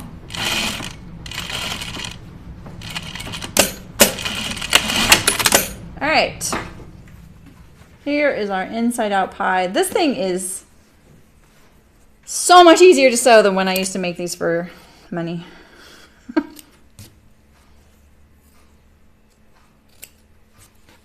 It's a little confusing, but it goes together. Like, it's not hard to sew. A little confusing, but it's easy to sew, you know? Yes, my favorite what? All right, so now we're going to turn this. Let's see, is my point. Look at that, that's pretty good. It's directly across from each other. This is the one thing that I always watch with the pie, because you don't want your pie to be doing this, you know? It looks like a puppet. This is kind of a small hole, but it's not much. So I think you originally cut a 14 and then they were big, so when I changed to 12 I got off somehow. Well, you know, your pockets should line up with your pants almost exactly. So if you haven't sewn a whole lot on your jeans yet, which you probably haven't if you're doing your fronts, because I think you do the pockets before you do the fly, right? You can lay your pants on the pocket lining and trim them to fit. Hi, Bacon. Megan Von Meat Witch. Thanks for following.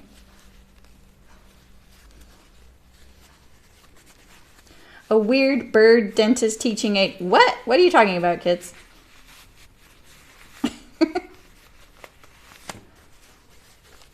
Yeah, I would do that, Heather. Just lay them on there. It could be that your denim is a little stretchy. I mean, hey, if they're too big, at least you just have to trim them down, you know? That's not too bad. So just pockets. Because they should be identical. Yes, exactly. A weird bird dentist teaching aid. Yeah, okay, I see what you mean. All right, let's start. Where's my, I had a chopstick right here. Let me get my chopstick.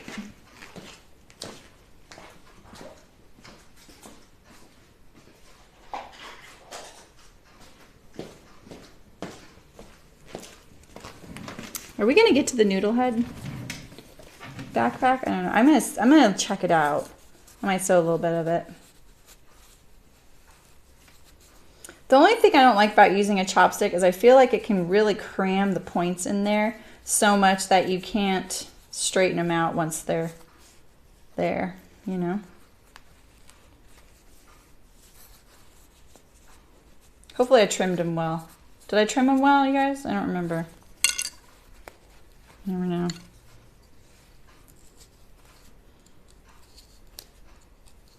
The awl is just so great.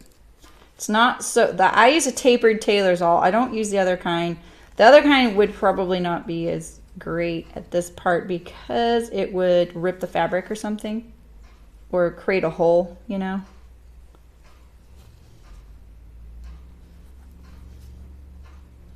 Ah! I didn't get it in there and I started pulling.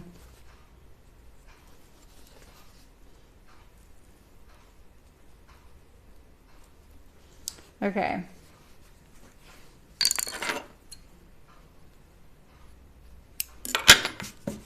There's so much fuzz on my table. All right, so now I do this little top stitching of the crust.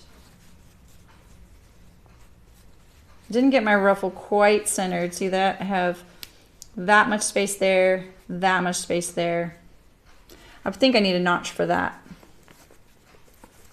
It would be easier. All right, let's look at this edge. Make sure there's nothing gonna jump out at me. And then let's go for it. So I stitched this on this side so I can see where the crust or the filling is. Oh, let's get rid of this. Oh shoot, I'll get rid of that later. I'm gonna start on the back side here. This part might be a little bit harrowing with a home machine on some of these junctures, but I think it's totally doable. I sewed our project bag on a home sewing machine. Way thicker. That's way thicker.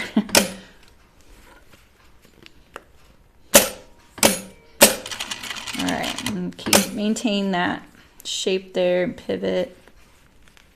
But that's not very even right there.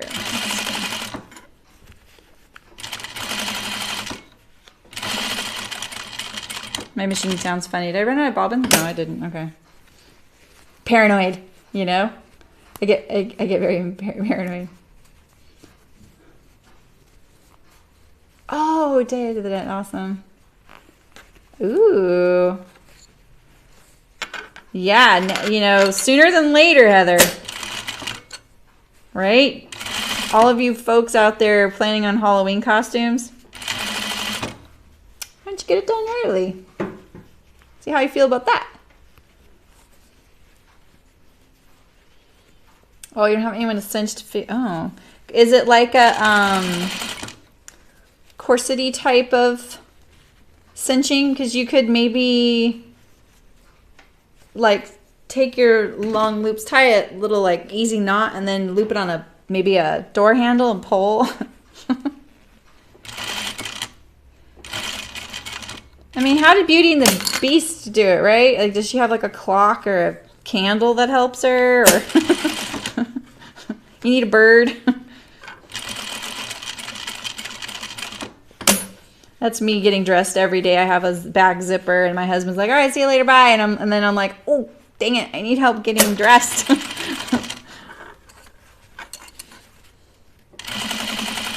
I need you to zip my zipper. All right, almost done here.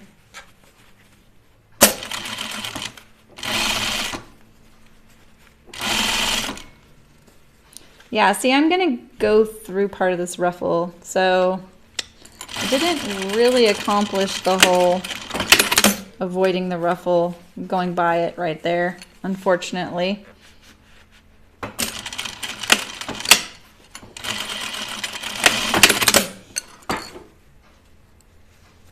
I had to pick up and start again right here to get past that ruffle. So I need some notches for sure right here on where the ruffle starts and stops. And I need a shorter ruffle because this is too hard. That's too much ruffling. If you have a lighter weight fabric, it's fine. All right. Flower pie, anyone? But it's very autumnal. That's what I was going for. Very autumnal. All right, so that works. This is pretty good, right? That's okay.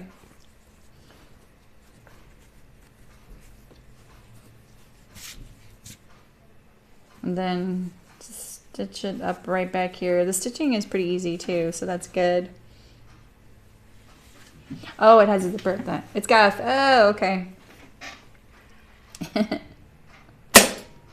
The well box top, what's that? Ooh, you made 4 muslins. Good for you, Alicia. Dang, that is commitment. I'm impressed. Pink linen? That does sound really cute. That sounds really cute. All right. Our little trials are coming together. Got quite the assortment here. I used my knit print for this. There's like a swatch I had in the twill. I kind of like the top being a heavier weight. It's more satisfying, you know? Do you have an outfit already planned, Alicia? Like, do you ever do that? Like, I'm pretty excited to put that Lucerne blouse with a pair of jeans, you know?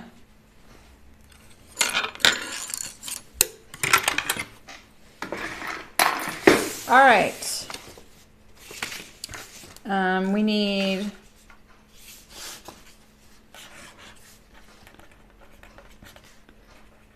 less ruffle notches on crest for ruffle. What was the other thing?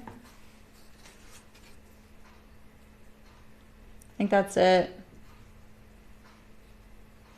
I think the ruffle could be wider.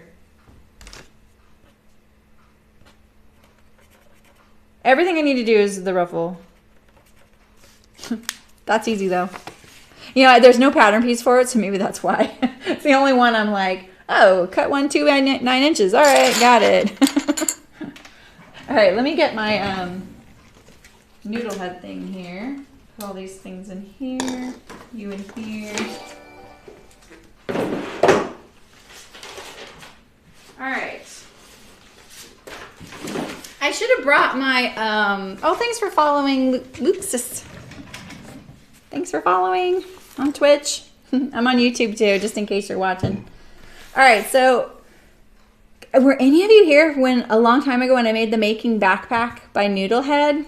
Hi, Mata, how's it going? Oh, Alicia, yeah, you are excited for it. I don't blame you one bit. Like, I'm already picked. I don't even know what the Wellbox tee is though. Named has a long cardigan that you want to do in a navy sweater, like a navy wet sweater fabric.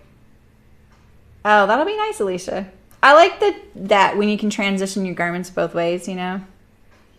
V's can be kind of tricky, Heather. I know what you mean. Like getting that point like straight in the middle, and then also not making like one side a little slantier than the other.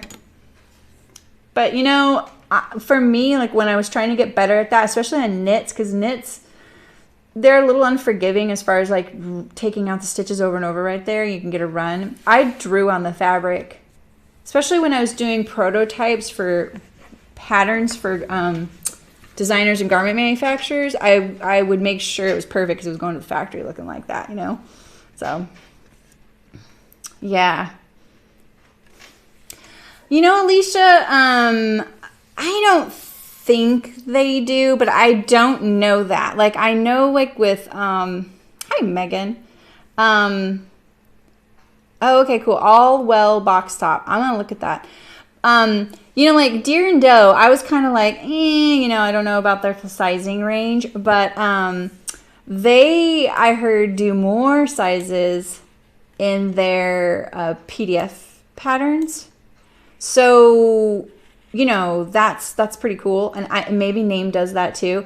I just made the Kielo wrap dress, and I was the second from the top. Oh, really, Megan? They go up to 22? The named clothing patterns do? You just got ice cream. So rub it in. Minor flex there. Yeah, well, I do try and pivot, Heather. Yeah. Oh, Deer and Doe goes up to 22. Yeah, exactly. Yeah, but like when I made their skirt, I was the top size. So, yeah, right, Alicia? I know. Yeah, that's a tough one.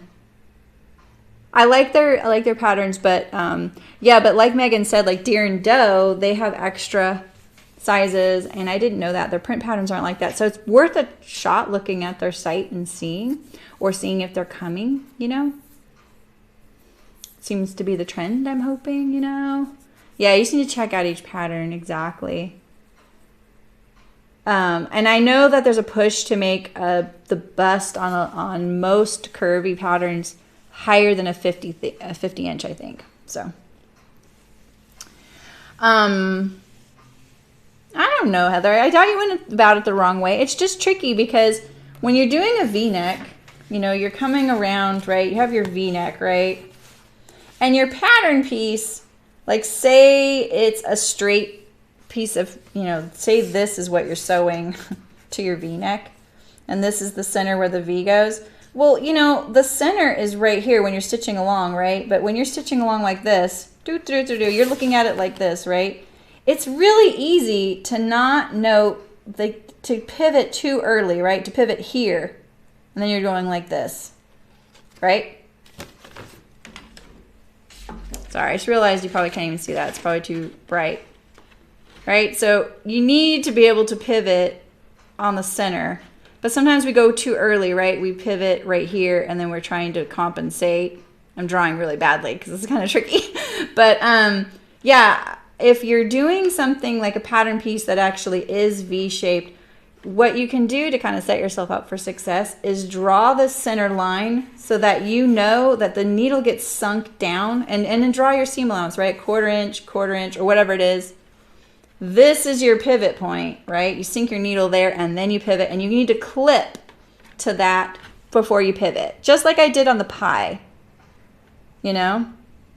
It's just weird when you're looking at it, you think you're seeing the center, but you're looking at it and you're in your machine at an angle, you know, you're looking at the V at an angle. And so it's really easy to think like, oh, I'm coming along, right? We'll draw it like this, and here's the center, kind of. So, right, you're coming along when you're sewing, you don't have this line, right? And it's really easy to misjudge where this guide is. You might go further. Usually you go further, you know? Oh, cool, Rachel. That's smart. I like that you're like, I need a three-page pattern rather than this 105, you know? So 105 pages. Yeah. Yeah, exactly, kits. Totally. Yeah, but kids, the patterns do come in a lot of sizes and the PDFs. So you just got to angle for those. Because I'm at the top. I don't really feel like I should be at the top at all. I'm like a 12. So, all right. So the making backpack, I've made one of these. It's really fun. I've made like 3 of these actually. Ooh, I don't even think I have a picture of it finished. But it's about this big, you know. Like this big. About this wide. Oh, stop it, Megan. Rubbing in her dessert. I went downstairs to get ice cream last night and I came back with Halloween candy and I literally hid the Halloween candy in my house so no one knows where it's at and I'm the one eating it. Like it should be hidden from me, you know? All right, so let's see. This is the stitch template for the pocket. That's for the zip pocket. Okay, so I gotta remember here. So I got this out of all these Harry Potter fabrics for my nephew. Hopefully he's still into it. Oh gosh, I'm figuring out what I did here. Let's see. So this is the inside zip facing, I'm pretty sure. This is the fabric I designed. My sister drew all these little motifs for our journal fabric that we designed together. And then I took all the motifs off of it and made this print. That's pretty cute. She's so great. All right, so this is the sides. I think this is just stiffener. There must be more of these. Where are these all at? Where are these all at? These are the little tabs for the web. Oh, I don't have the webbing cut. So I think what I'll do is the zipper. I don't have the zipper here either. Well, phooey. Okay, so it looks like the outside is owl print. All right, you guys. I may need to like set this up a little better. Sorry. So, can you see the fabric? Which one? How old is who? Yeah, we talk about 105 pages. Seriously, exactly. You can get this fabric on Spoonflower. It's on my page, Chicken Boots. This one, I can't remember who this is, but this might be like artifact print. It's really cute. I love the ones that look hand-drawn. I have a thing for them. They have the head wig. This one right here is by Hello Quirky. Yeah, my nephew. Oh, he is fourth grade. He probably doesn't even like, he's probably not even into it anymore, but I'll make it anyway. Oh my gosh, I just found the rest of it. Here we go. I thought, well, maybe I'll look for this. Okay, so here, I have all this stuff here. So this might be, okay, yeah. All right, so this right here, this fabric right here, I'm just gonna tell you straight up, is full on copyright infringement. I bought it without thinking, and then I never used it because I really pained over it. So, do I have a pic of the making backpack? Let me see if I can find one and I'll show you on my computer screen. Yeah, let's see. How do I do that? Oh yeah, I'll show you the ones I made. How's that? Mine came out great. I'm super happy with it. Okay, so let's see if I can...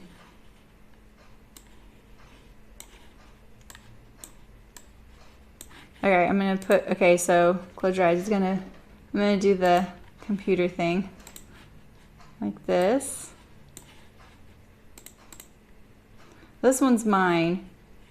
I did a cat theme, of course, right? In this favorite print I have.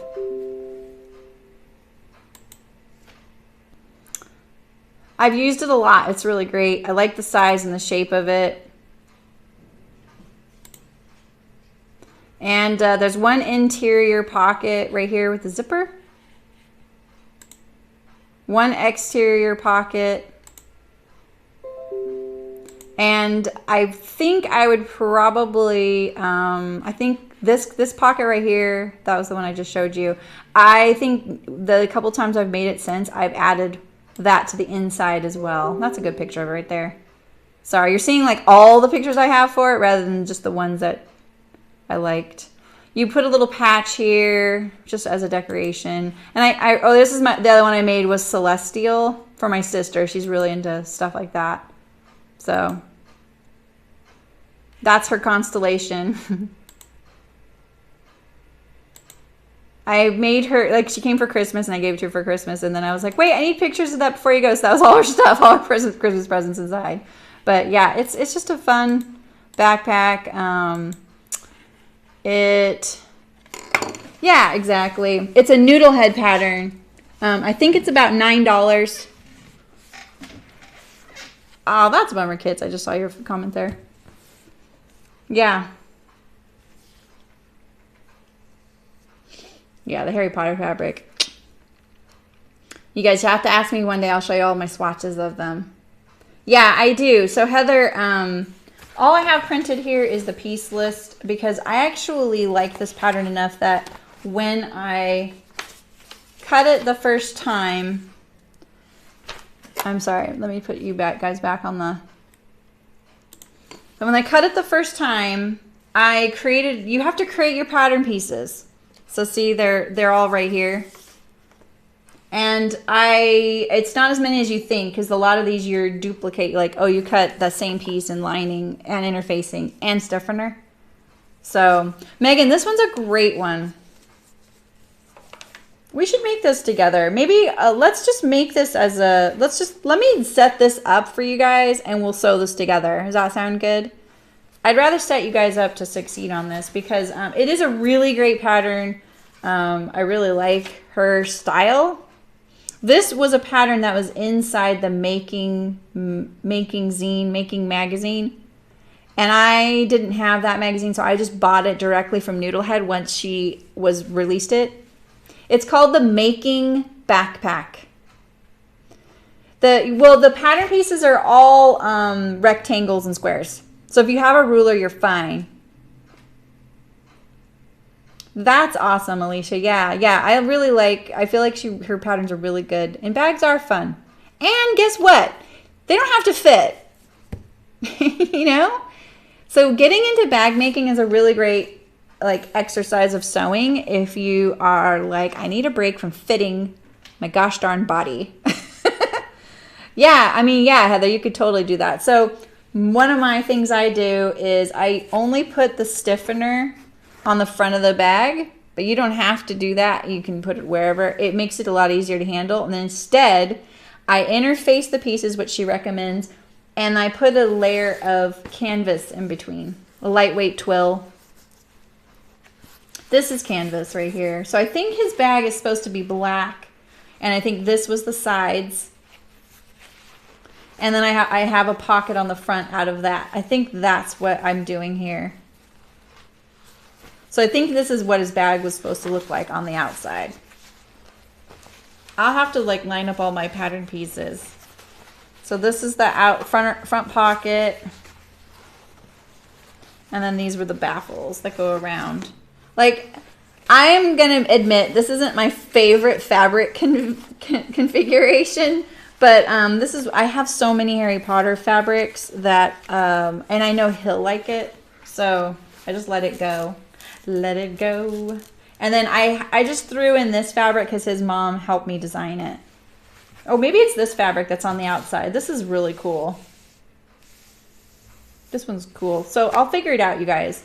Let's sew this. I would really love to sew it. I don't have all my webbing cut, so that's another reason. So, oh yeah, you could put on your oh, you have patches. See, I only have enamel pins. I wish I had patches.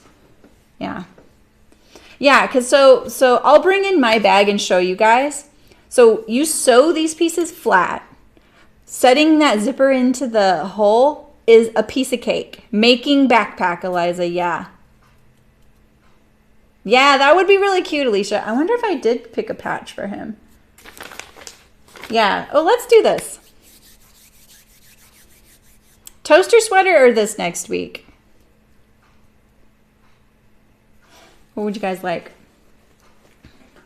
Yeah, I would love to sew this with you. I felt like it was cheating sewing this again with you guys because I've sewn it before, but And, you know, it was like back to school this time of year. Yeah, so it's the Making Backpack on the Noodlehead website.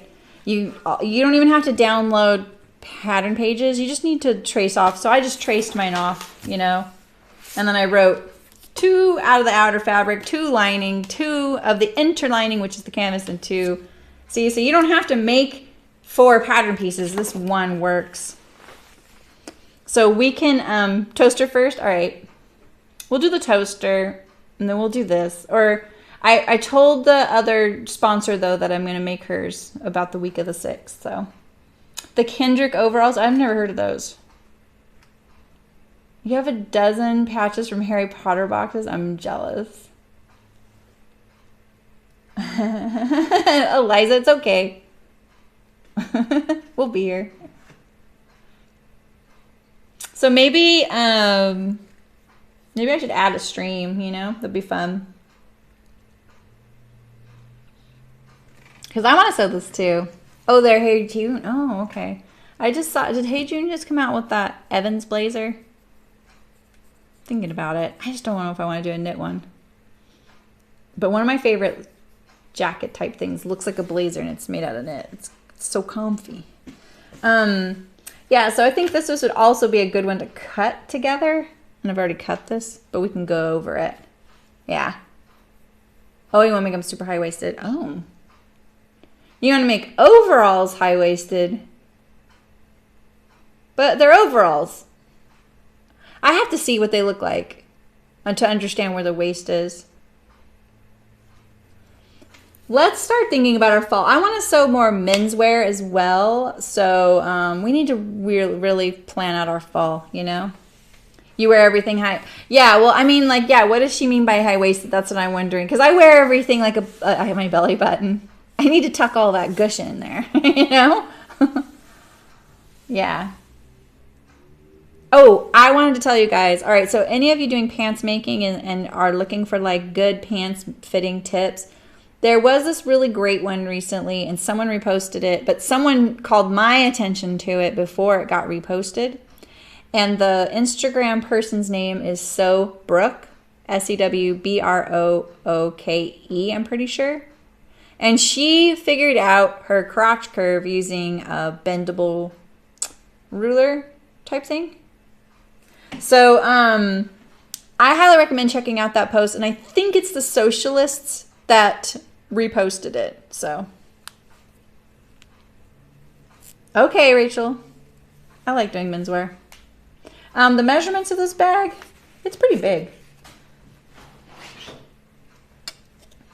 I mean, that, I would say finish, this bag is, it's about 11 by 15 and it's about 5 inches deep front to back. Yeah, so, yeah, right, Eliza? That's cool. Yeah. I thought that was a great way to figure out the crotch curve. I've never, like, when I saw it compared to her pattern pieces, that's what I wanted to see how she, like, I'm wondering how I would handle that, how I would deal with that. Because you don't want it to be identical. You need some ease. You know what I mean? Like some space. It's a big bag. The crux of this bag is doing the straps properly. I don't carry it every day. I don't carry anything. I carry a basket. But I do bring it on trips. So we can look at how mine's worn because I've stuffed it. And what I did with my straps was a little extra. I don't know if you noticed, but my straps matched the outer fabric. And it's because I didn't have any purple webbing and I didn't want to use black because I was sick of black at the time. Right, Megan. Exactly. No camel toe. Yes, that's what I want to do too, Eliza. Your husband's tall and well fed. That's cute. So, I made my straps. And what I like about them is how like crisp and flat they are. And webbing, people think webbing is really, really strong, but webbing is actually super, super weak. unless you stitch the webbing down on the fabric, not into a seam, but down on the fabric, it just frays and pulls apart. You can burn it, but that's not fail safe either. So what I have learned is that you have to stitch it down, you know. Hi, Barbara. Oh, you saw that crotch tip in a book by Barbara Emoti? Oh, okay, cool. I kind of figured she got it somewhere, but I wasn't sure. I didn't follow her before that. And I know originally it was in her stories, and I will admit I'm really bad looking at stories. I go through phases where I'm trying to use them, and then other times I'm not. Like right now I'm on a pretty good like roll. I'm trying to use them. So, you know, it's just one of those things. Power mesh for the bag? What about power mesh? As a tummy panel and pants? That sounds pretty good. What do you want to do with it? I could sew a few of my, it's already one. Am I failing you guys not sewing right now? Yeah, I need to spread this out on the table. Label my pieces better. And see what goes where.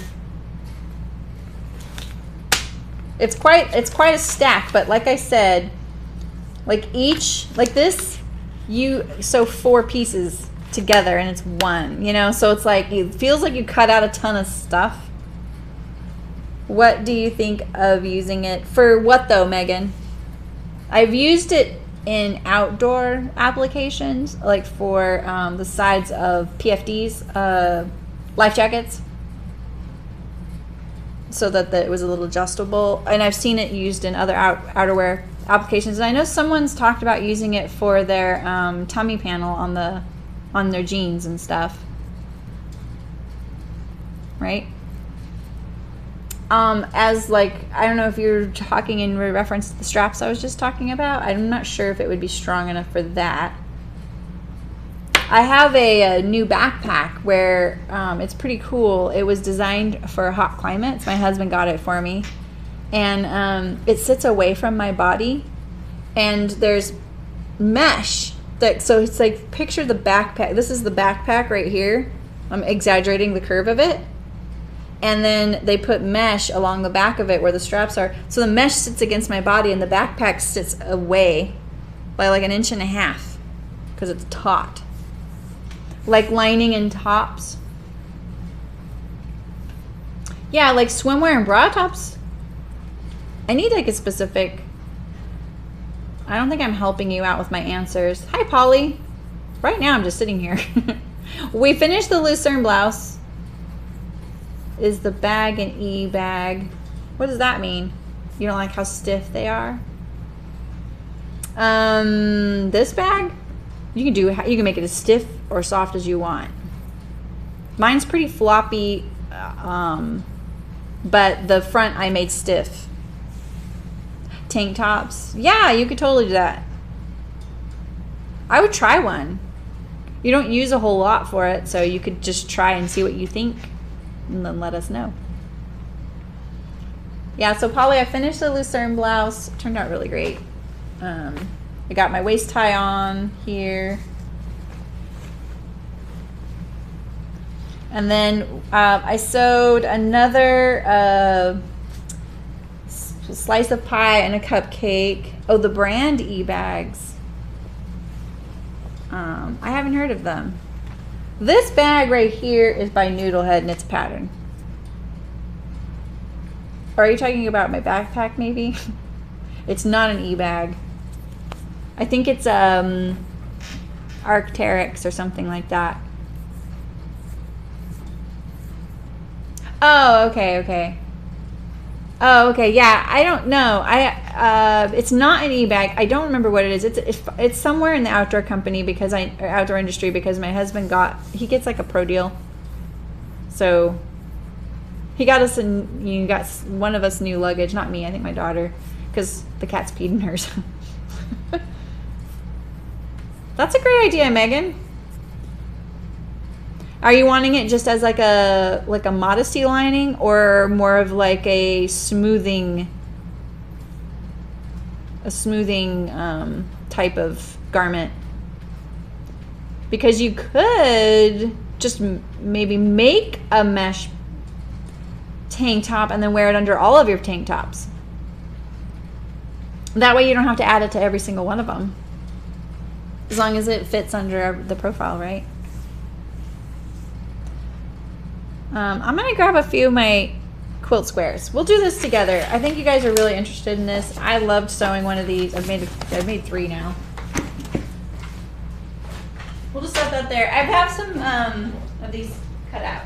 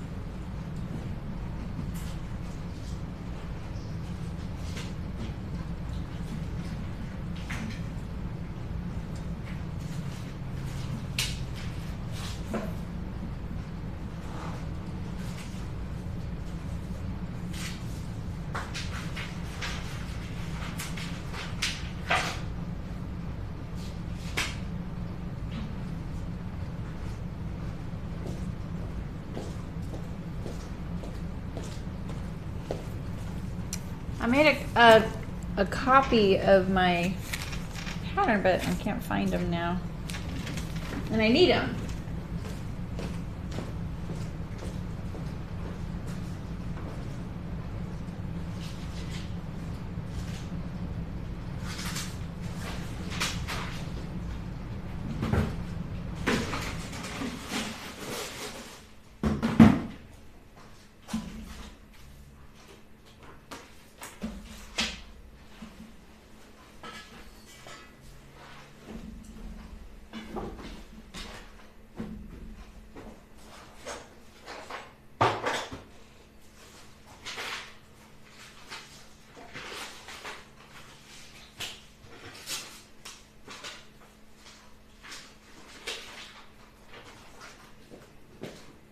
Oh, I know where they are.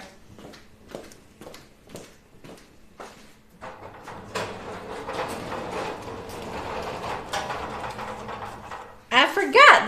They're on my little cart that I overpacked with. Oh, the quilt class was great. Oh my gosh, Rachel, really? Wow.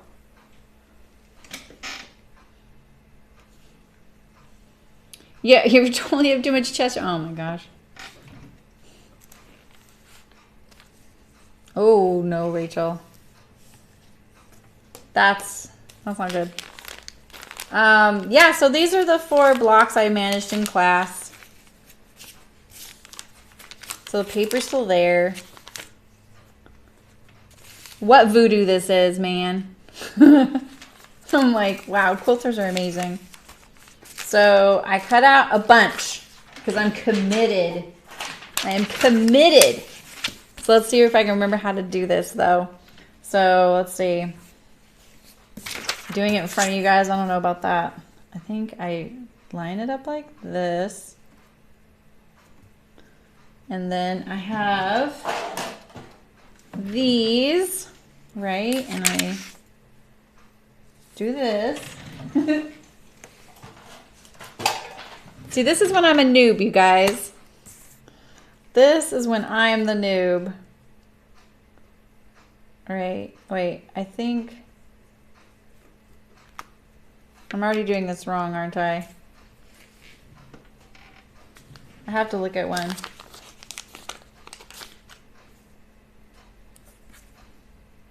Oh, I do it like this. Oh shoot, I put that, yeah. Okay, I do this, okay. That's the top, I do this, like this.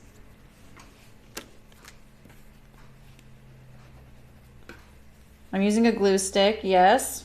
It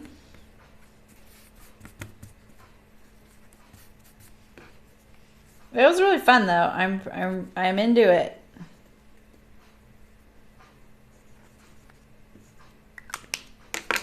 But I like getting over the fact that like this square doesn't line up like this was really hard for me. Yeah. I know. Thanks, you guys. You guys are like, oh no. This is where we need to stop watching. The other thing that really I couldn't wrap my head around was the fact that all the pattern pieces aren't exactly what they finish. And that, I was like, what? I don't understand that. You know? Oh, I have like the wrong color thread on here. Let's see. Let's set up my thread. I'll do a couple blocks. Let's see.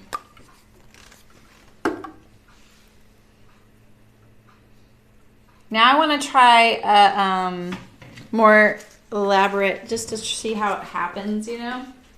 Like I just like, yeah, I don't think I...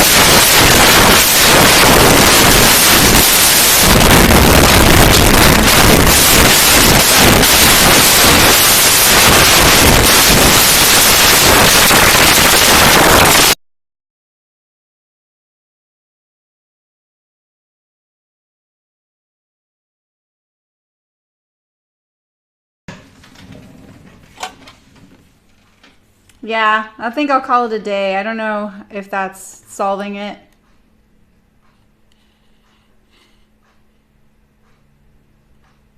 Yeah, I unplugged it. It's good. That fixed it? Really? You can hear me? Hi, Bryant. Hi, Sophie. I don't know what I did. Whew, okay. I just unplugged things and plugged them back in over and over. I need a video babe here. Okay, cool. All right. Sorry, guys. I don't know. That's funny because I always make sure the microphone's not touching anything on the machine because that will do some stuff, but you know. Where was I? I'm just hanging out sewing too, so you guys don't have to stay. Especially if I'm blowing out your ears. So let's see. Now I go, oh, now I sew on this side, right? And I go just past the, this is gonna be so much easier on my machine.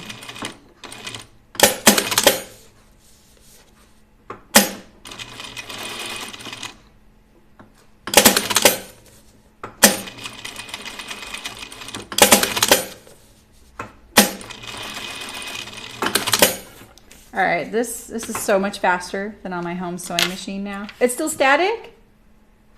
Jan says it's still static. Is it really? Everyone said it was fixed.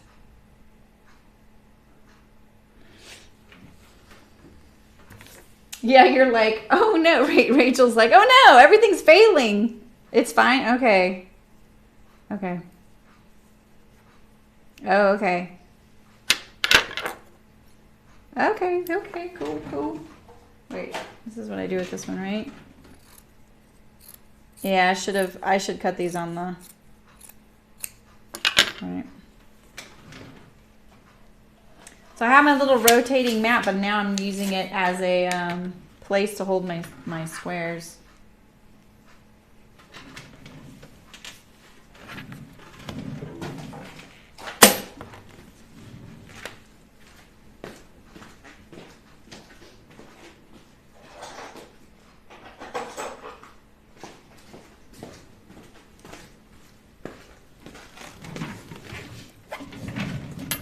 All right. Well, I'll cut some of these triangles. I ended up picking this like woven, yarn dyed woven for my, is it called the background? The part that goes between the squares, right? And I'm really excited about it. It looks really different than what I've ever seen, so.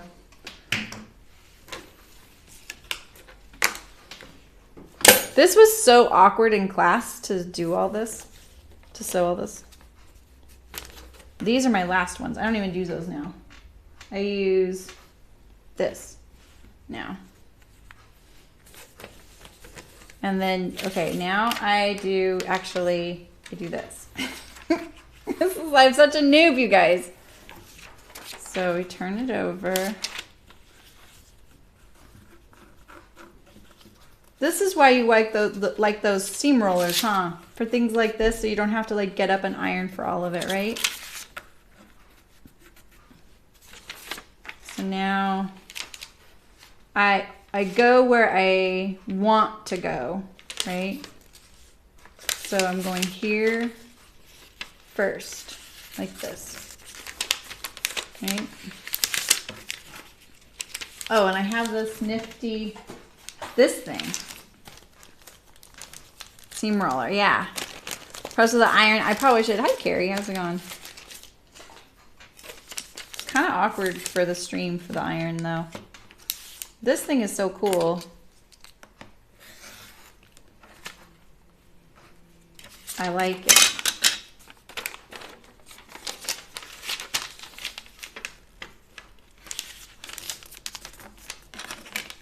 I'm so into the process of this, you know? I don't really know if, what size I'm gonna make, or I need quilts on my bed, but I need like twin size things right now, crazily. Does anyone make twin size? Yes, I gotta add a quarter ruler. I followed the instructions for the class, Rachel. I'm a good student.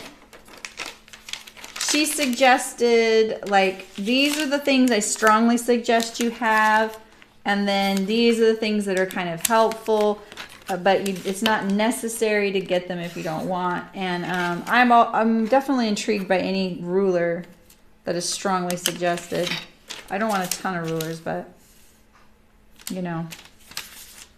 Okay, so now I do this, right? Like this. What I don't like is sewing from the other side. That's really awkward for me. You know, like this. But it's a lot easier today. It was so hard on the home machine because it's like sitting up high, you know? Don't cut off the point. Oh yeah. Okay, right, Barbara? I know. Yeah, Rachel, that's how I feel like. I feel like I don't need a whole lot, but I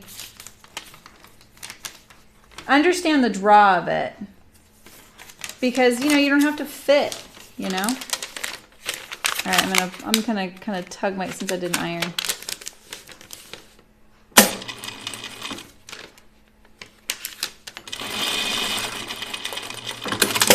All right. And then now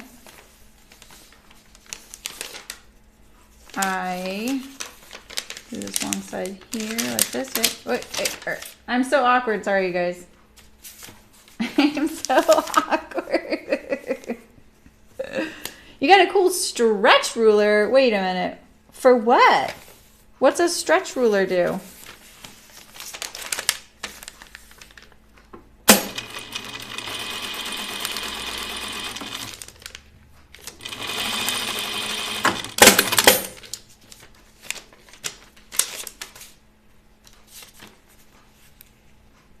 I have to not think about the fabric selection too much while I was picking them out.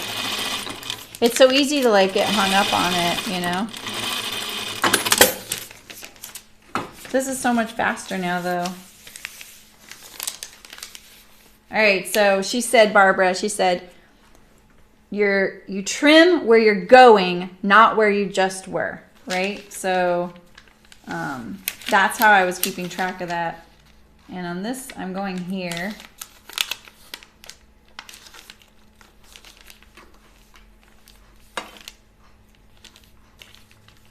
I don't want to cut into my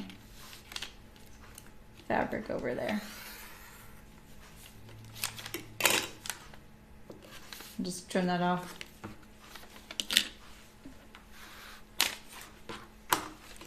And there, you know, I'm not even using this like rotating mat to its best. Oh, to measure, follow the numbers on the paper. Oh yeah, that's smart. Well, the one thing I thought was weird about this was that in the book, the pattern, I'll show you in just a second. Maybe it's just a errata thing, you know? But you see how I have this one block, this one little triangle colored in? I'll show you why. Because she was like, that's the top. But in the book, A2 is the top. You know? All right, my last one.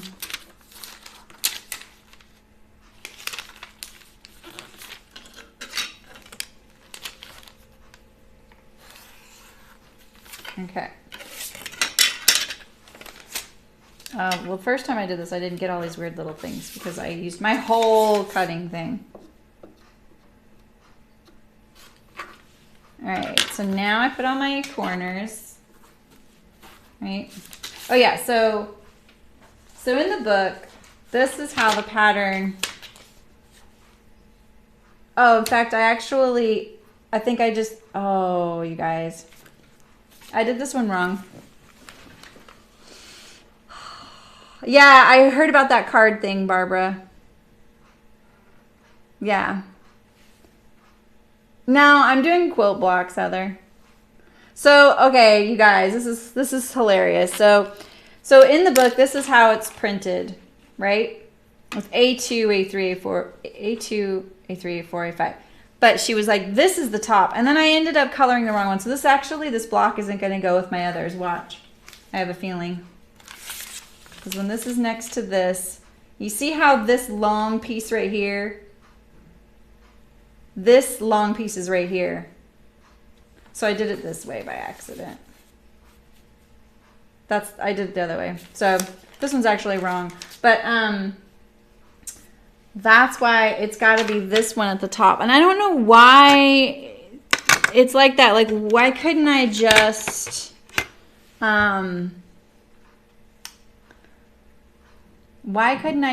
do it all the other way, right? It's just a design choice.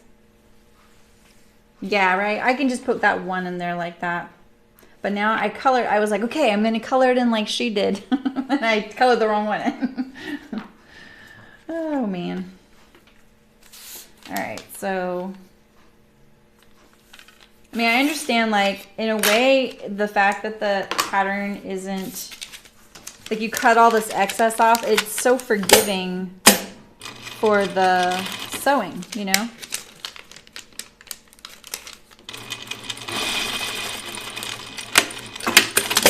My stitch length is too long. I just noticed it. This is my first one. It's my warm-up block. Thank you, Barbara. That's what I was wondering. That's what I asked her later. I'm like, well, what if you just did all of yours with that one at the top? Wouldn't that be okay? And she was like, you know, I think you're right, you know, or something like that. She just said, yeah, you could do that. She goes, it's just a preference. So, but it did kind of throw me off because, you know, like I'm a student. I'm just like, okay, how do I do this? I'm one of those students, you know. I tried just to not be annoying. I want to understand it, and I'm very much like, if it's not logical, it'll be really hard for me to get past it. So that part wasn't logical. In fact, that was the other thing I learned is on point, what that is. Ah, that's a good point, Rachel. I like that. Okay, thanks, Carrie. I will. Let me just do my warm-up block, all right? And then I'll start using my iron. I actually have a little mini iron I could probably use.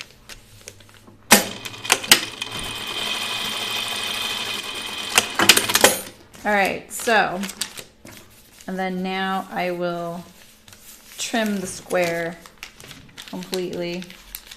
I'll iron it. Now it'll be a little off, huh?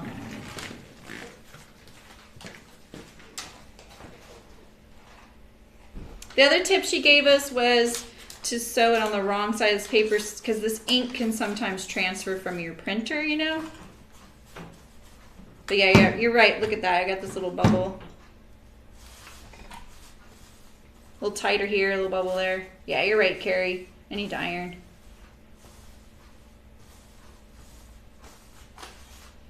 I like this purple with this. There's like little bits of purple in there.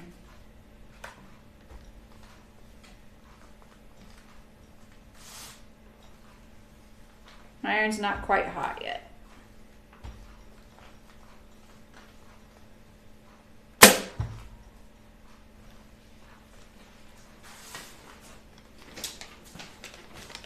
So now I want like a little tiny felt pad so that I can just iron right here.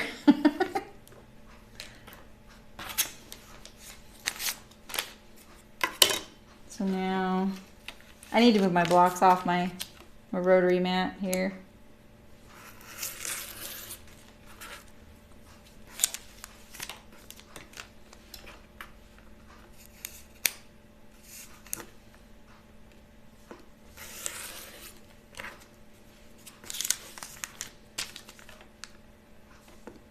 So do people make twin size quilts for king size beds, you guys? Is that a thing? I mean, I know I can do whatever I want. I'm the first to say that, but there we go.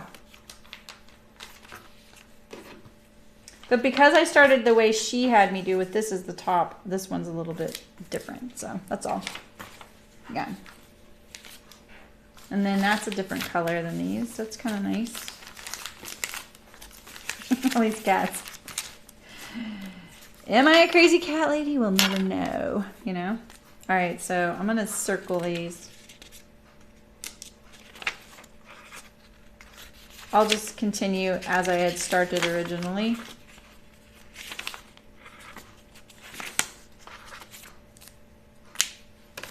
All right, which one do I want to do next?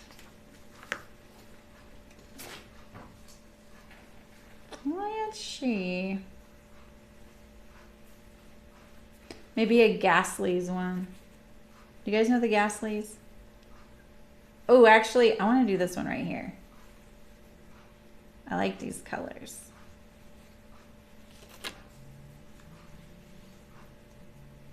I would just usually just do it in the order they're stacked. But okay.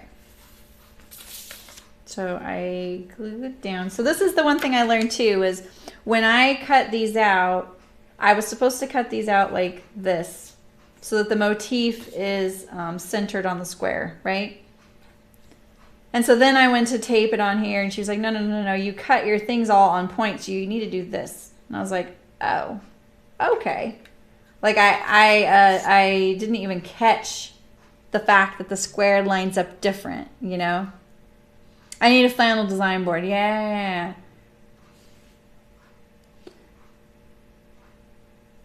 You made a 9-foot by 12-foot quilt, Rachel. Oh my gosh. Ah, Barbara, that's smart. Yeah. This is fun. Okay. Yeah, like I don't know if this was the color scheme I would, you know, like pick for my bedroom, so to speak, but I just didn't worry about that. I just picked what would go best with the fabric, you know? I have all my black squares cut over here. I just need to do the corner in triangles.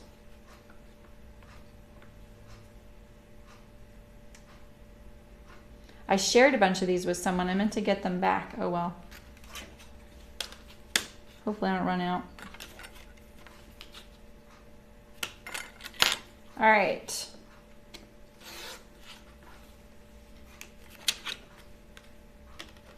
So you don't even have to be perfectly accurate on these because like I said, you're trimming so much off that you have a little bit of leeway. Which is kind of weird too, you know? And then, I did do that right? Wait.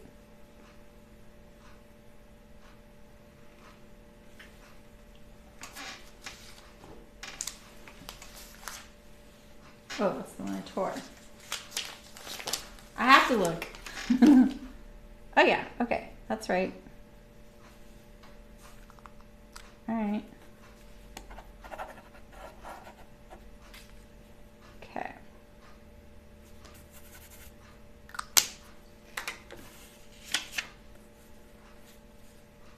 But wait, didn't I do just like this last time? How to hand... Oh, hand quilt the quilt? Wait, you had to hand sew a quilt so that you could finish the stitch. So there's no way I can machine quilt. Oh my gosh. Wait, what did I just do wrong here?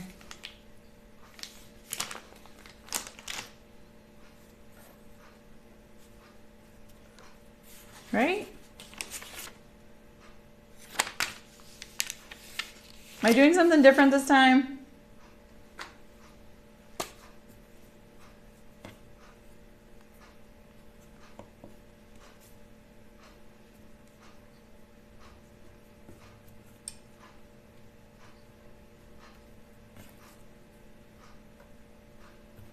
I think I did something different. Fold and trim before you line up the back. Oh, okay. I do? Really? I don't... Do I really?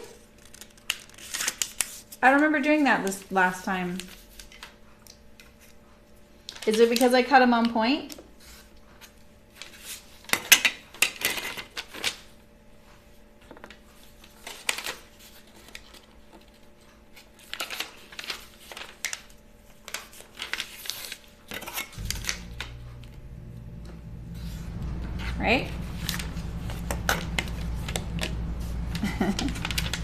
is cute, couple bond. Was he as motivated as you, Rachel?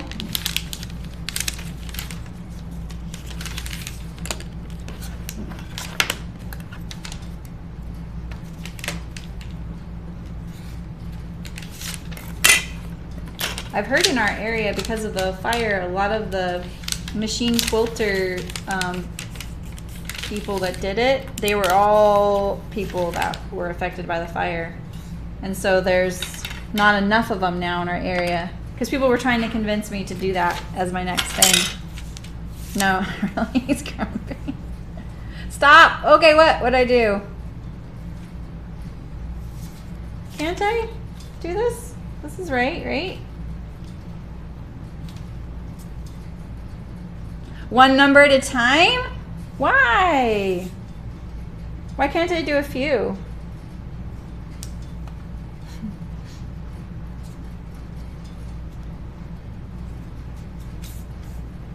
Because can't I just do these 4 at the same time? Or no? It's funny, when I'm looking at the chat on YouTube now, all of your names, every time you chat, are a different color. Whereas usually you guys are one color. And in my unified chat, I see your thumbnail. That helps me identify some of you, because some of you have thumbnails. But now, like, so I don't get torques. Really? Torques? Why is that a thing? Is that because I'm stitching it on the paper? Oh my gosh, I'm feeling very noobish. It's not, they're not all connected to each other. Does that help? Opposite corners first. Oh my gosh, this is so much. Carrie, you're a pro. Maybe you could start a sewing stream on quilting.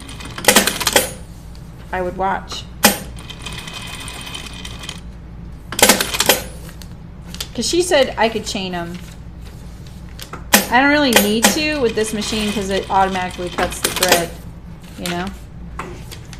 Okay, and now I'll iron. I don't want to get yelled at again.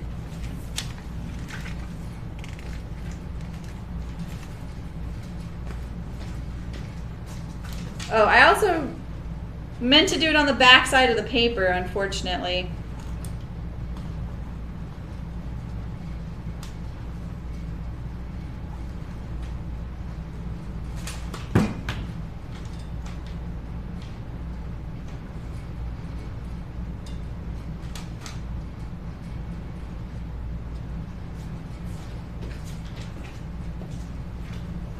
You know what?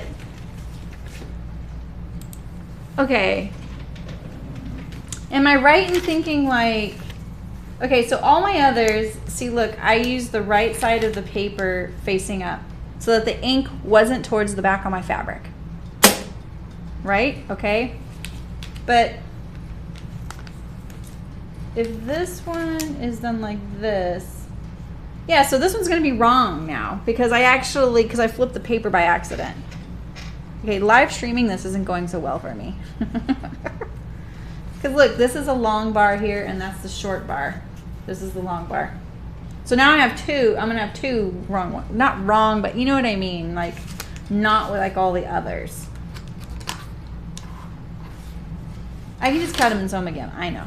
Yeah, so I need to pay attention here a little better. All right, so I fold back where I'm going, which is a 6. I don't even look at the numbers, but I'll start trying to look at the numbers.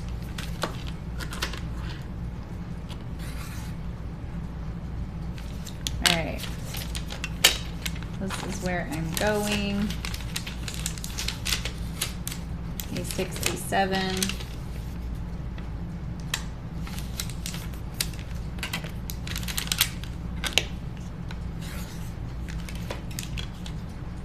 All right. Okay, cool.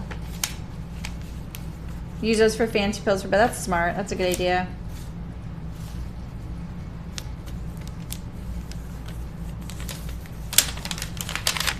The one thing I did do was All right, I'll do A6, A6, A6. It's right here, right here. Promise. I'm doing it in number order. A6. I don't really feel like I need the glue every time though.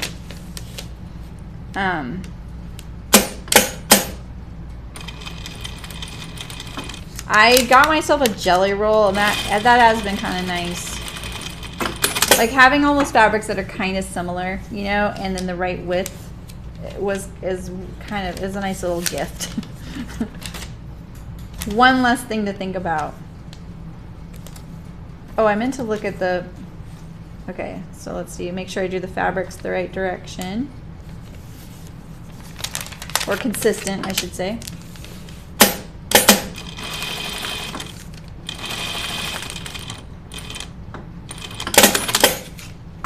Okay. I trim where I'm going.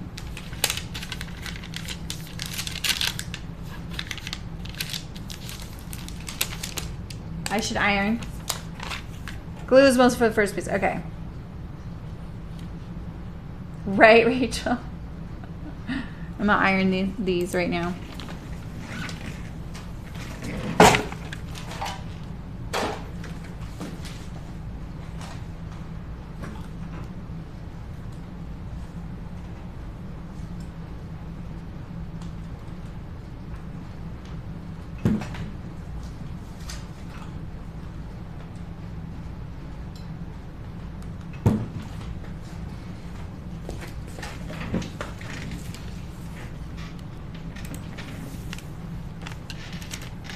Okay. Now 8.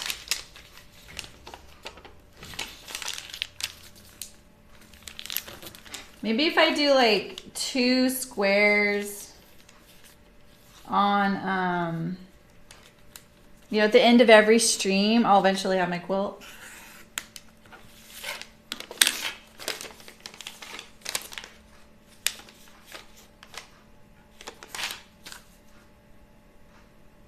Did I not give myself enough seam allowance on those? It worked on the other.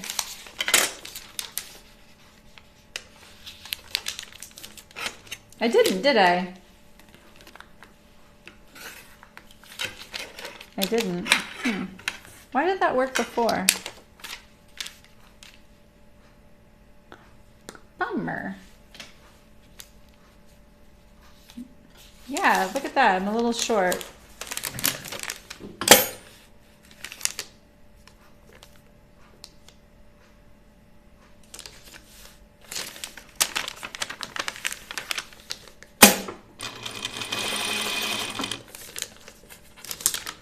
Yeah, I am. I'm really short.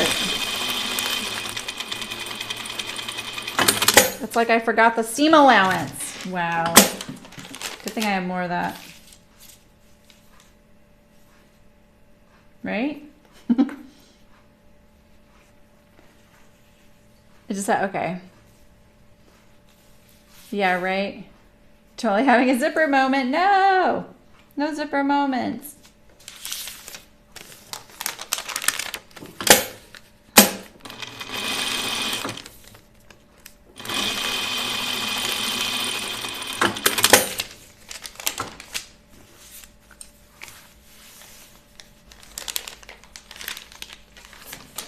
Okay, I'll iron this real quick, and then I'll trim my points, my corners.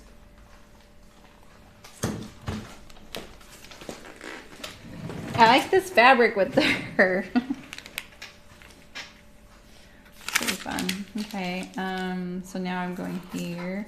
6, 7, 8, 9, 10. That is right. Okay.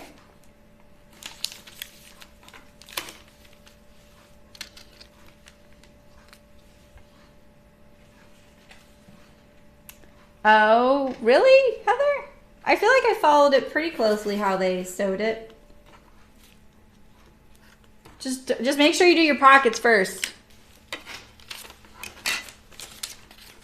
Yeah, I know. I think it would be fun to do a quilt block on the front of a bag. I went way too long on the stitches right here.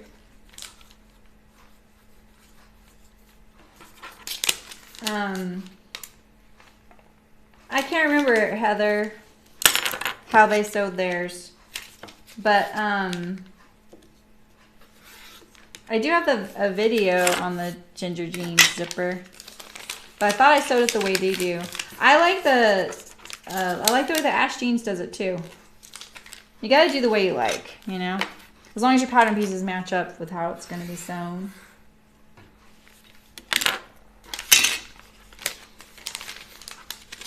I'm having that moment where I'm like, but I don't want this to be a learner quilt. I want it to come out good, but it's totally a learner quilt. Like I am starting, like the more I do, the more I'm like, okay.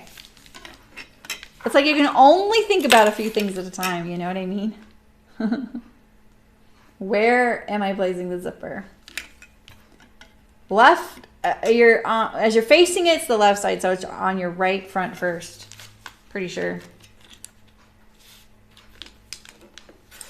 Get a pair of jeans out.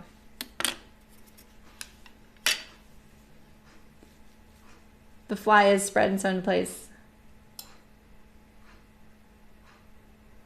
Oh, Kate, yeah. You did your landers with the ash, the way it's sewn. Oh, there you go. Rachel says there's a good one on Cashmere. Oh, you're Kate. Oh, okay. I know. It's more fun when you can see the chat. I know when Ray watches both chats, I think. I think it's her that does that. That would be hard for me too, to like miss out on some of it. They're totally like coaching me on this, Kate.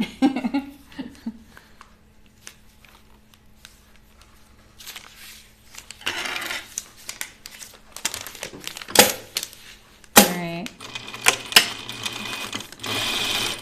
I also don't understand why there isn't more back stitching, which is so funny coming from me.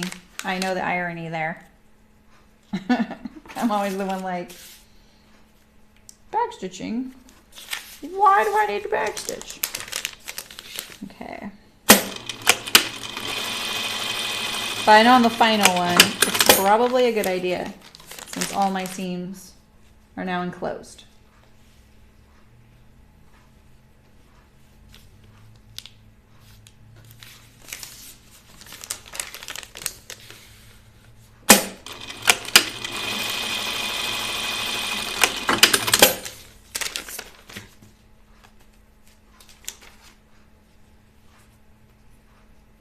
Okay.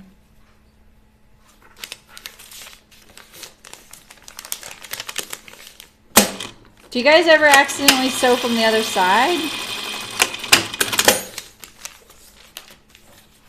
Yeah, I understand that, Rachel, but I feel like, you know, when you're pressing and handling them.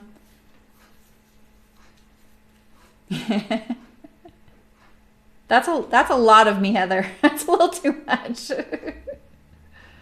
Well, I understand that. I'm sure I'm echoing. I understand why you don't backstitch, because that's why I don't on garments, because the seams are enclosed. But on the final one, I'm going to, just because, what if it's 3 years from now when I sew these together? I don't plan on that. I plan on it being done by the end of the year, you know, but you know what I mean? But I don't want the bulk. I understand. She hears echoing because she's watching me on 2 different devices. She's watching the Ginger Jeans video while she watches us here, I think. I like the way these colors came out. Very autumnal. This was a Halloween fabric we used. Yeah, she's like watching multiple streams. She's committed. All right, so now I just trim everything off. Yeah, okay. This is the easy part, supposedly.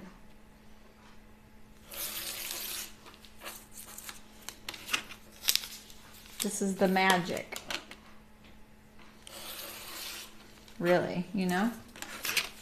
It all looks fine after this step.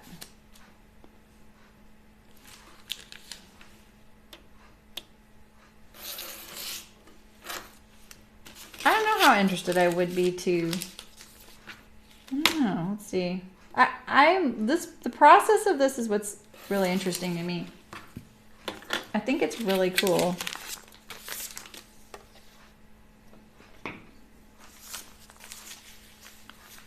And then if I have this on the inside, like a strip, that's how the, oh no, the quilt's not done that way. Yeah, but see this one.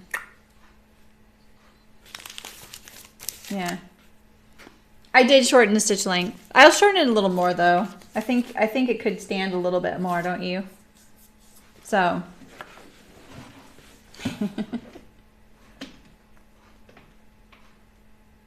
Okay, cool. All right. Which one next? Let's see. I kind of want to get rid of this little pile over here. This one. Look at that guy. Isn't he cute? Gasly's. I tell you, I have quite the cat fabric collection. Look at this guy. Let's do him. He's cute. That's a towel. A tea towel. I really liked.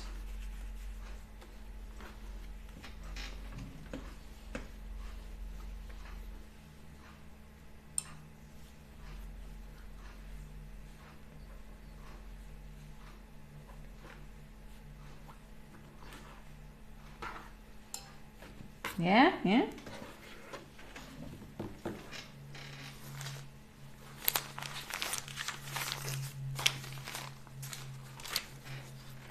Gotta tidy up a little. It'll bug me.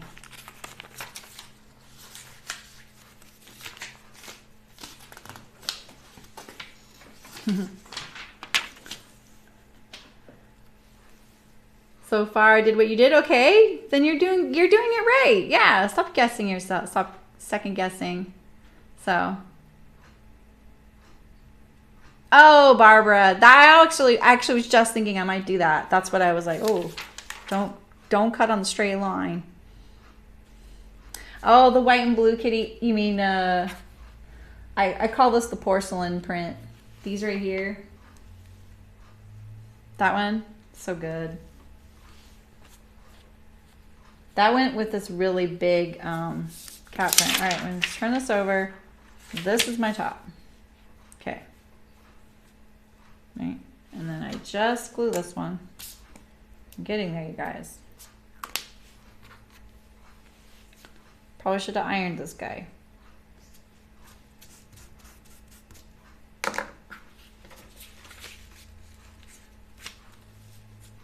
See, look, this time. Oh, you guys, see, I didn't cut this guy on point. You see that? And so that's why the triangle goes there like that this time. I didn't have to pre-cut. Why do I have two blades going? I didn't know which one was the short, the sharp one. I'm loving the magnet on my pincushion. It stays right there. I love it.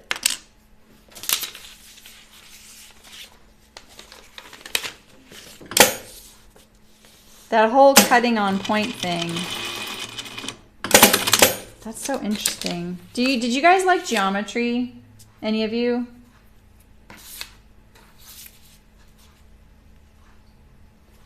I failed geometry my first year. So I dropped like the first semester. So I was like, nope, I am not accepting that. Because if I would have finished it, it would have been my permanent. So I dropped it. I took it again. And then it all clicked. It was fine. And I did pretty good. I think I got a B or an A, actually. And there's a lot of geometry in pattern drafting. They just don't call it that. And I find with quilting, it's the same thing, you know? Right?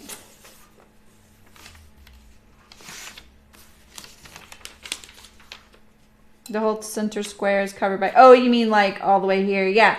That's how it's supposed to be. I just kept cutting my kitties on point, so then I had to tilt the square, you know? You didn't like geometry, Megan? Yeah, I understand that. I bet you're better at it than you think, though, you know? I bet you use it more often. Yes. I get that. The memorizing of the theorems, like memorizing any of that stuff just is like, I feel like they should amend the, like when people say, oh, you won't use this when you grow up. You absolutely use, we all use math, and we all use more complicated math than we give ourselves credit for. We just don't know the name of it. So I think better it's to say, you won't have to memorize these things when you're an adult if you don't use them. But if you're working in this field, you will, because you'll just be using it. You know? So. Oh, really, Heather? How does your daughter like it, Heather or Megan? Does she need it for what she wants to do? All right, where am I going? I'm going to A6.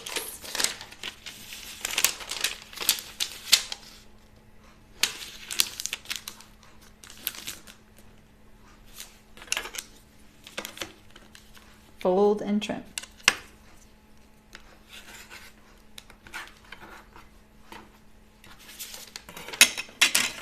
Six and seven. So you don't trim all these. I can't trim all of them because that's what I want to do.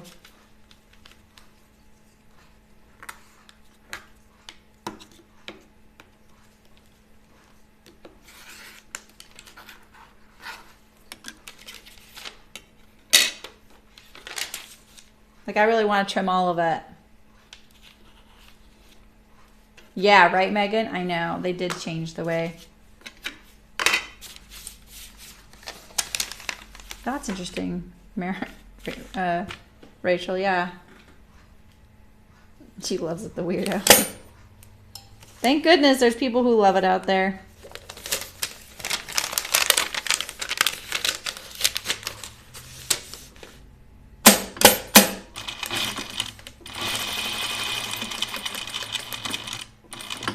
Is she a musician? I've met so many musicians that are into math. Oh wait, is this directional? Okay, yeah, okay. Trying to think. I saw another quilt in the book where she actually utilizes a directional print to kind of give the illusion of it like swirling on the quilt, which is pretty cool. I think I can trim them all too. This musician's not into math. Oh, she's planning on being a nurse. That's awesome. My mom's a retired nurse.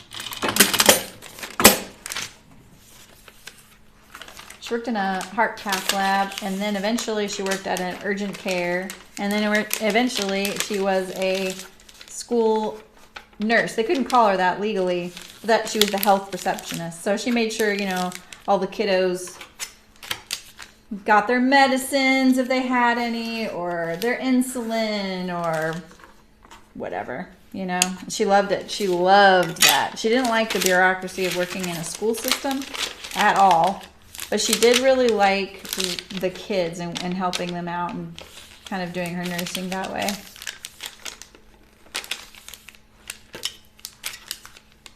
She didn't like dealing with the adults, of course. The adults are the worst part of school, honestly.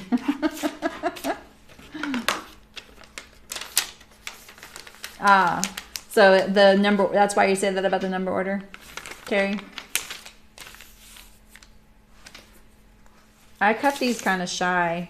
I'm not gonna hide it. I thought, oh, I just need to go to the edge of the line, but no, I need the seam allowance too.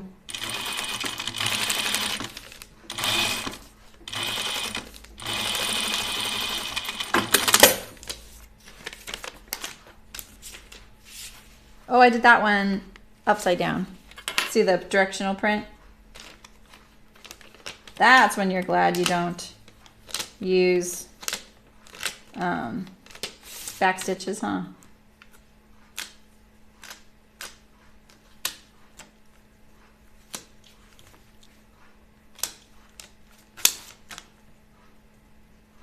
This is going a lot faster though overall, you being on my machine.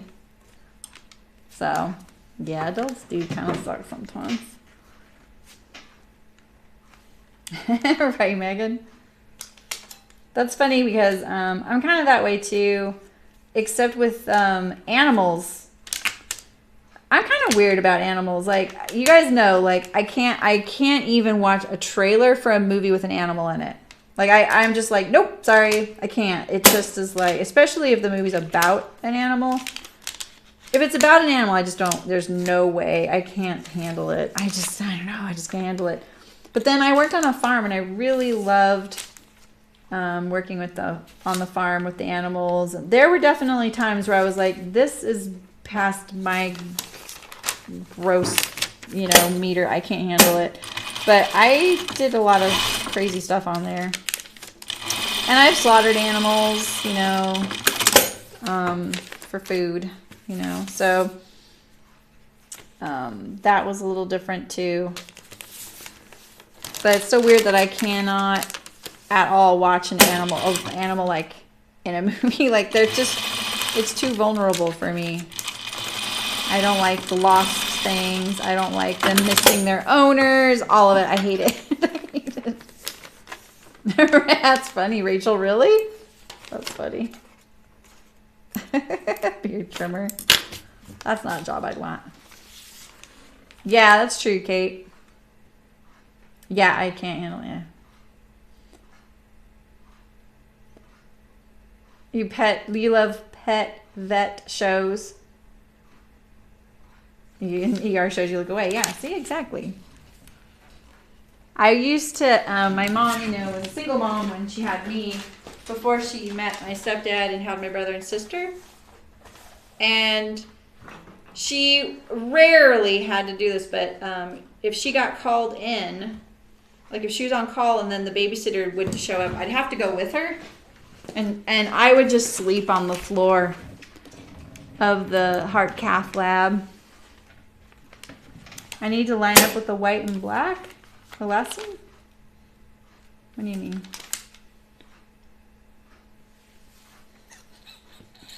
What do you mean? I did it. And then the next one is when I put these on.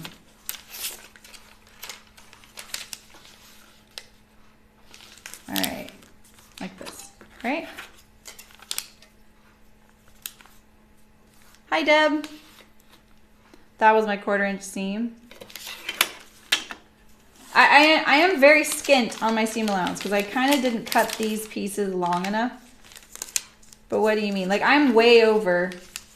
This is the edge I have to sew to. I'm way over. I have plenty on the width, though.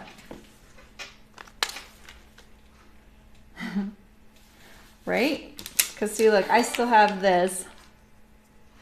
Thanks for following. Is that a follow? I can't see. My screen is so darn tiny. Oh, I missed it. Darn.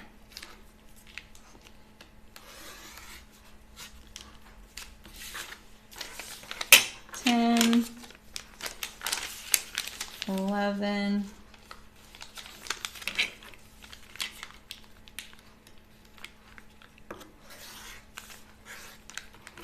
Well, I barely cut some of them correctly. Because what I did was I was like, oh, I just need a piece this long. Like this. But I needed it to go past. I needed at least a 1/4 inch past each side. At least. And I didn't quite do that. So I only did like a fat 1/8 in some cases. So I am kind of struggling with that right now. It's turning out okay so far. But I might have to recut a few of them for that reason. So... But see here, I'm okay so far. I'm looking at my seam allowance. So see, that's kind of small right there. But I made it. All right, let's put this one on here. How's it going, Deb? I saw you just joined. I finished the Lucerne Blouse earlier. Then we did a couple pincushions. Then I was going to do the making backpack and I realized everyone's kind of into that. And I cut mine out so long ago that I'm just going to do it for everybody. But I'll make sure it's all set up properly.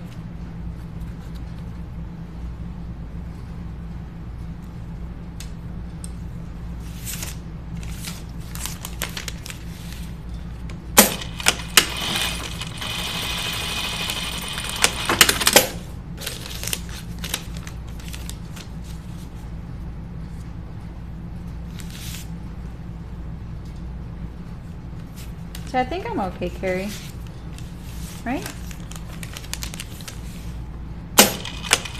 I start rushing when I want to know.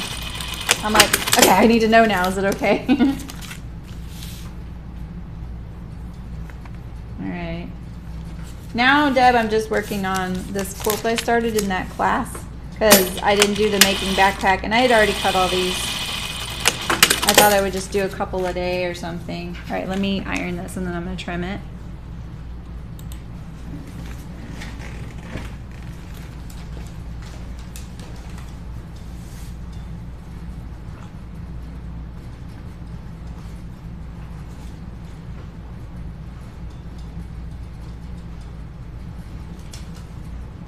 This one turned out cute.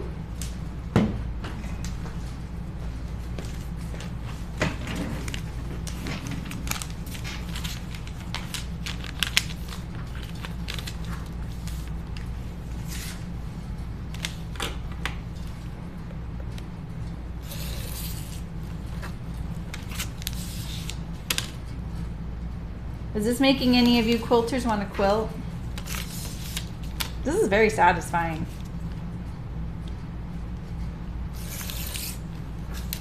I think it's ironic that the thing I'm going to end up doing to unwind is quilting. Beginning of the year, I did not even think I'd be quilting. Yeah, okay. I have to look at them all, sorry, every time I do one. I have a lot of coral fabric. I'm trying to cut that down. Yeah, they're coming along. Okay, I'm gonna do one more. I wanted to see what it was like without the paper, so I took this one off the paper. But it is kind of satisfying having them kind of stuck to the paper for now, you know? It's nice. Oh, sorry. Sorry, you guys. I forgot to switch back. Remember that time I did that for the longest time? You guys were like, you forgot us.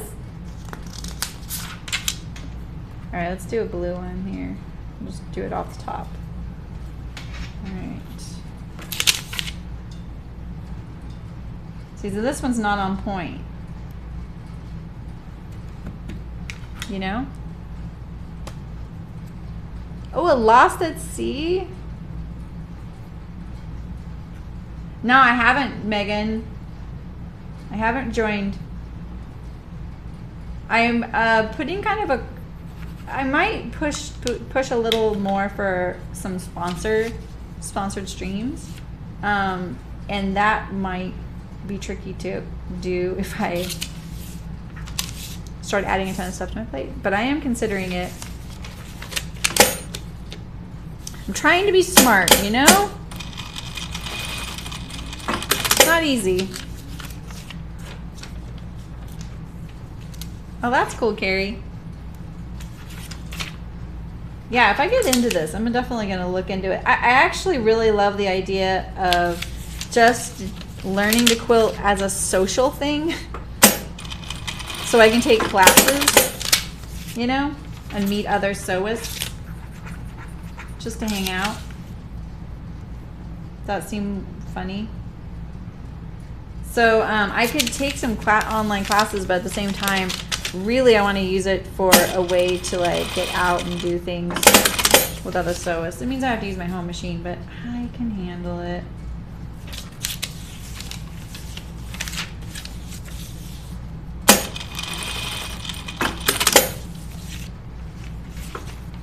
This is when I might get cocky, you know, because I start getting quicker. Let me iron this. This is the other thing that kind of bugs me, not going all the way to the edge. I can though, right? Let me see. I want to see what would happen if I did. I just feel like it's not as accurate.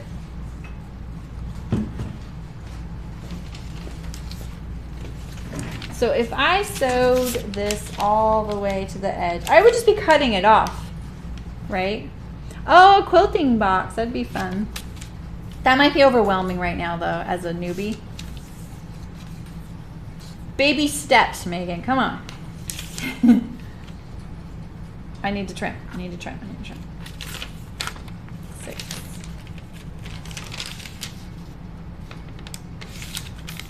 I love using this add a quarter ruler. It's really fun.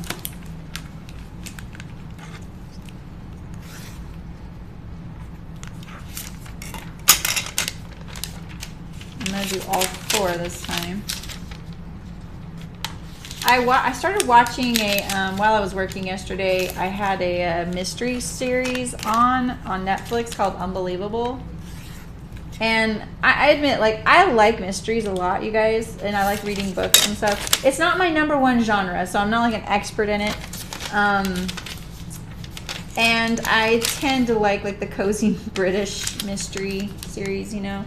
But I just thought I really liked the 2 women in this, so I was like, I'll give it a try, and I was pretty drawn into it because I thought it would be a little dark and gruesome, and that I just get, that's like, I don't need that. Oh, sorry guys, iron can. Yeah, so sorry about that. I'm going back and forth too much now.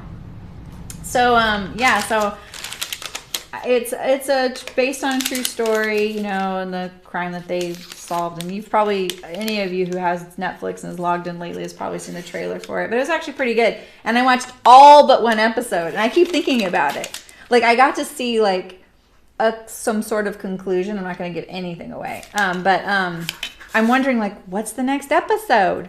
You know? So I am kind of curious, like, okay, it's like they wrapped it up. So what's next, you know? So, oh, so like you mean like the subscription box is like a block. That's awesome, Carrie. I'm glad they did that. That your family did that. I really like the Midsummer Murders, and I read the Louise Penny books. I haven't, and I also like Intrepid. Wait, what's his name? Endeavor. Endeavor. That's his name. Like the Masterpiece Mysteries. I'm sewing. I've tried the Mrs. Fisher's Murders. I should watch more of those. It didn't grab me at first. The costumes did, though. Really amazing. I'm supposed to be doing that one. Sorry, Carrie, I'm supposed to be doing that one.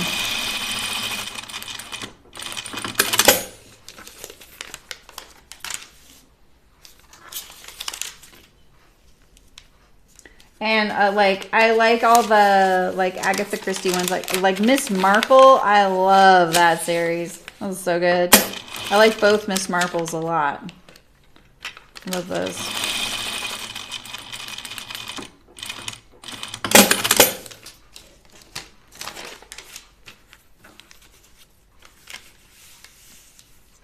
See, look how close I cut that. See? I barely gave myself enough there. Yeah. I'm on the wrong, you're right, I am on the wrong side of the paper again. Oh. I did so good until I was left to my own devices.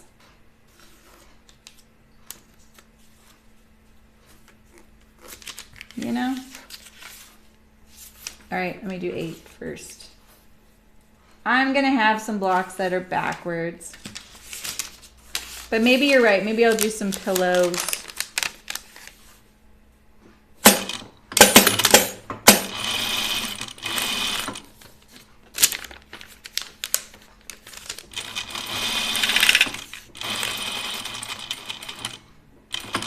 I've been listening to a lot of Leanne Moriarty's books. She's an Australian author.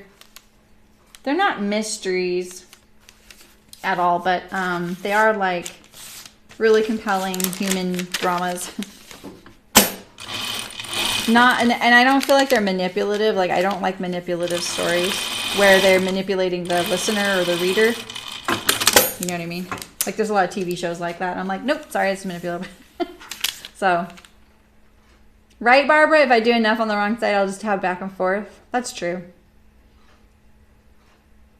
They are doing a modern Nancy Drew. Oh my gosh. Oh, that's cool, Rachel. Wow.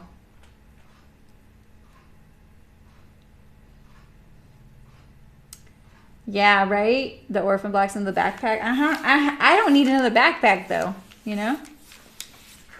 Okay, I'll try not to forget you guys with the iron. He's not that cute. You know, I think this company needs to make these in colors.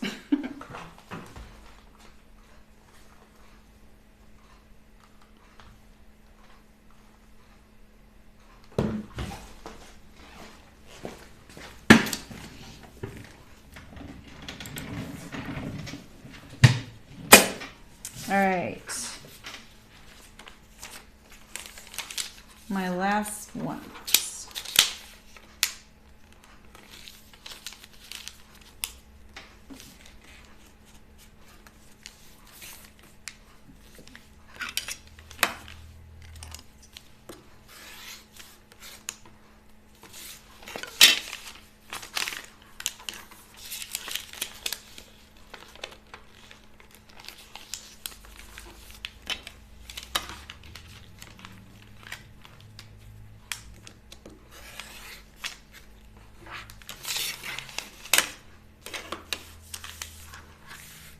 I know, right, Terry? That's what I'm worried about.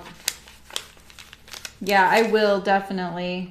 I'm going to check it before I take the papers off. Like, I'm going to check them. Like, I'm not going to wait until the quilt's almost done. I'm going to check it, like, right away. Because, easy to save, hard to redo, you know? Like, I'm going to fix it now. I'll just redo them.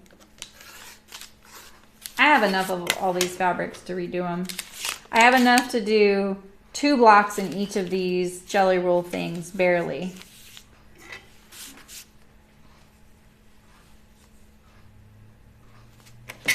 So I told you my funny story about Nancy Drew. Right, Megan? So, oh, that's true, Rachel. What if I made a machine cover? Not that I ever cover my machine.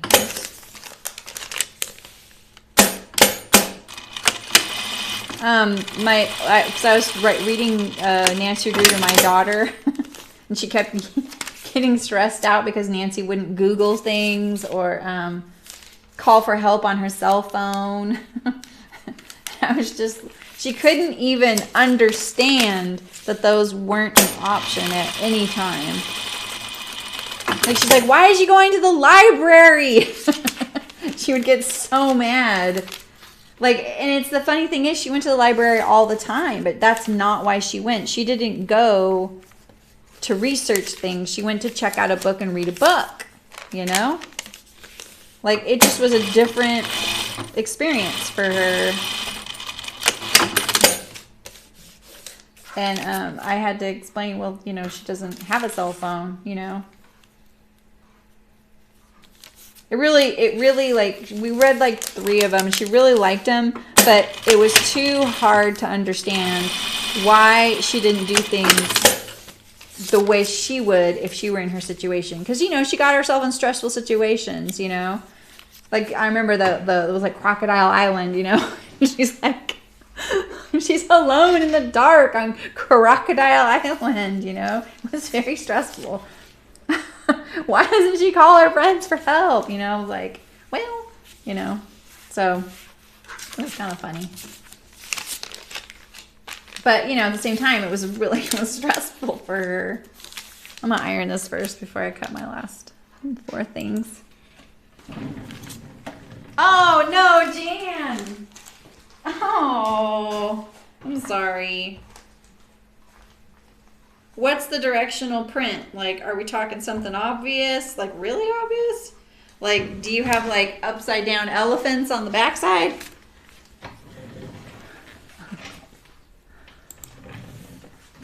Yeah, I don't even think 911 existed.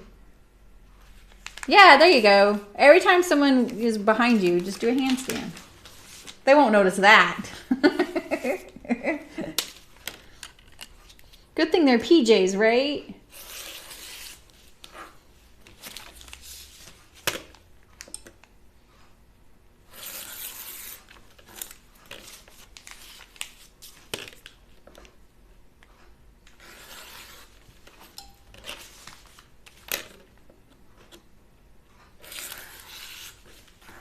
All right. Ooh, I like that one.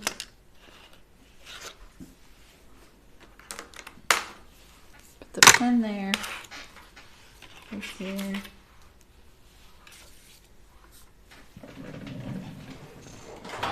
I'm not a neat freak. I'm just, you know, kind of organized.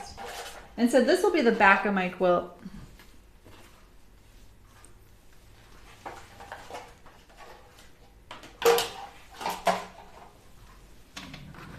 Cool.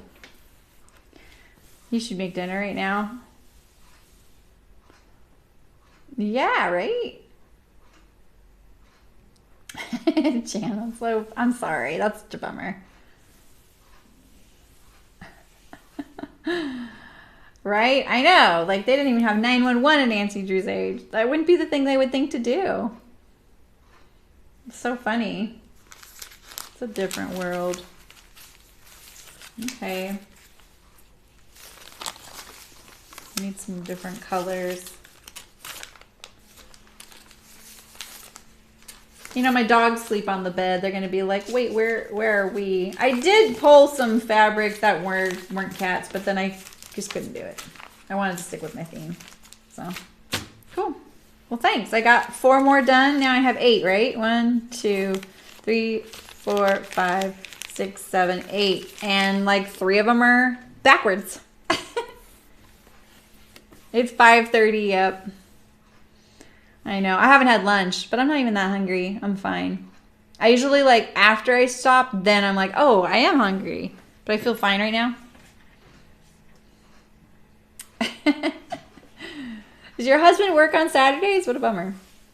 Maybe it's time to order a pizza. Pizza's overrated. It's a design choice. Thank you, Carrie. Right? I could see, like, if you were doing these short ones, a different fabric from this, it would be a lot more obvious. So for a newbie mistake, I'll take it, you know. So this one's wrong.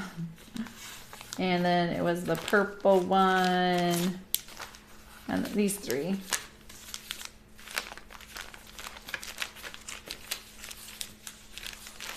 Yeah. Pizza's not overrated. Oh, he's a pharmacist? I thought about doing that. I thought that would be fascinating. The only thing about being a pharmacist right now is that some jobs aren't in places with windows, you know? And I so appreciate qualified pharmacists working in those places so that, you know, if I'm needing a prescription, you know? Oh, I'm not putting this there.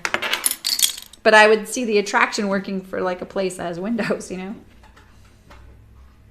You won't sleep with the storm? Oh, I'm sorry, Rachel. We're supposed to get some rain. It was drizzle, and Loki was like, yep, not going outside. I'm like, you have to go to the bathroom. I know you. You haven't gone since yesterday at 7. He's like, yeah, no, I'm not going out there. I'm like, it's not even raining. It's sunny, and the deck is damp. I mean, come on. You're a dog. Oh, it works for CVS. So yeah, see, I mean, sometimes I can't remember if ours has, I go to one of those. And I think that one has a window at the back, but like the Safeway doesn't. So, you know. Well, thanks for hanging out with me, you guys. I think we're going to be busy with full stream weeks, like as far as like none of the free sewing time like this. But that's okay. I feel like I got some really good information for the pincushions, so I'll start working on that. Next week I'm going to probably do that toaster sweater. And then I'm going to do a zip neck tee, zip neck pullover for Anno and Plum patterns. Anno and Plum or Plum? So it's a zip neck pullover in fleece. It's pretty cool. And but we're gonna do this making backpack. So if we end up having some time, maybe I'll do that like a little bit each week or something, and we can do that together. That'll be fun. So yeah, beeswax does smell good. I totally agree with you. My daughter loves it when I make granola. She doesn't eat it, but she loves it. I make granola for me for all the time. Like that's what I have for breakfast, and I use honey. I don't use sugar, and she just loves the way it smells. I keep it really simple, but it's got coconut and almonds and oats in it. Honey and butter, vanilla. That's it. So it smells so good. It makes the house smell great. I want to bake this weekend. It's that weather, you know. Well, thanks for coming, you guys. I haven't even looked at me. How do I look? I'm a little pink today. My hair is all flat. Thanks for coming, you guys. Thanks for putting up with my microphone and my chat being all discombobulated. Thanks for the new subscribers and follows. I really appreciate it. I've had a couple of new Patreon subscribers and donations. Thanks, guys. I really appreciate it. I know if you're doing it off camera, you don't really want to be called out, so I appreciate that. I want to thank you guys. And thanks for all the tips on teaching me how to quilt. I'm learning. I got to keep it up so it sinks in, though, you know, so I need to do a little bit here and there. And yeah, I'm excited. We're going to start doing some fall sewing. It'll be good. We have plenty of things to do. So have a great weekend, and hopefully it's not too stormy where you are. It's still pretty warm here, but it's a little breezy, which I love. So I love it now. I used to hate it. It's high wind here. It's so great, and all the trees move. It's great, except for all the leaves in our pool. Can't wait for my husband to get home. He's traveling, so yeah, you're welcome. Thank you.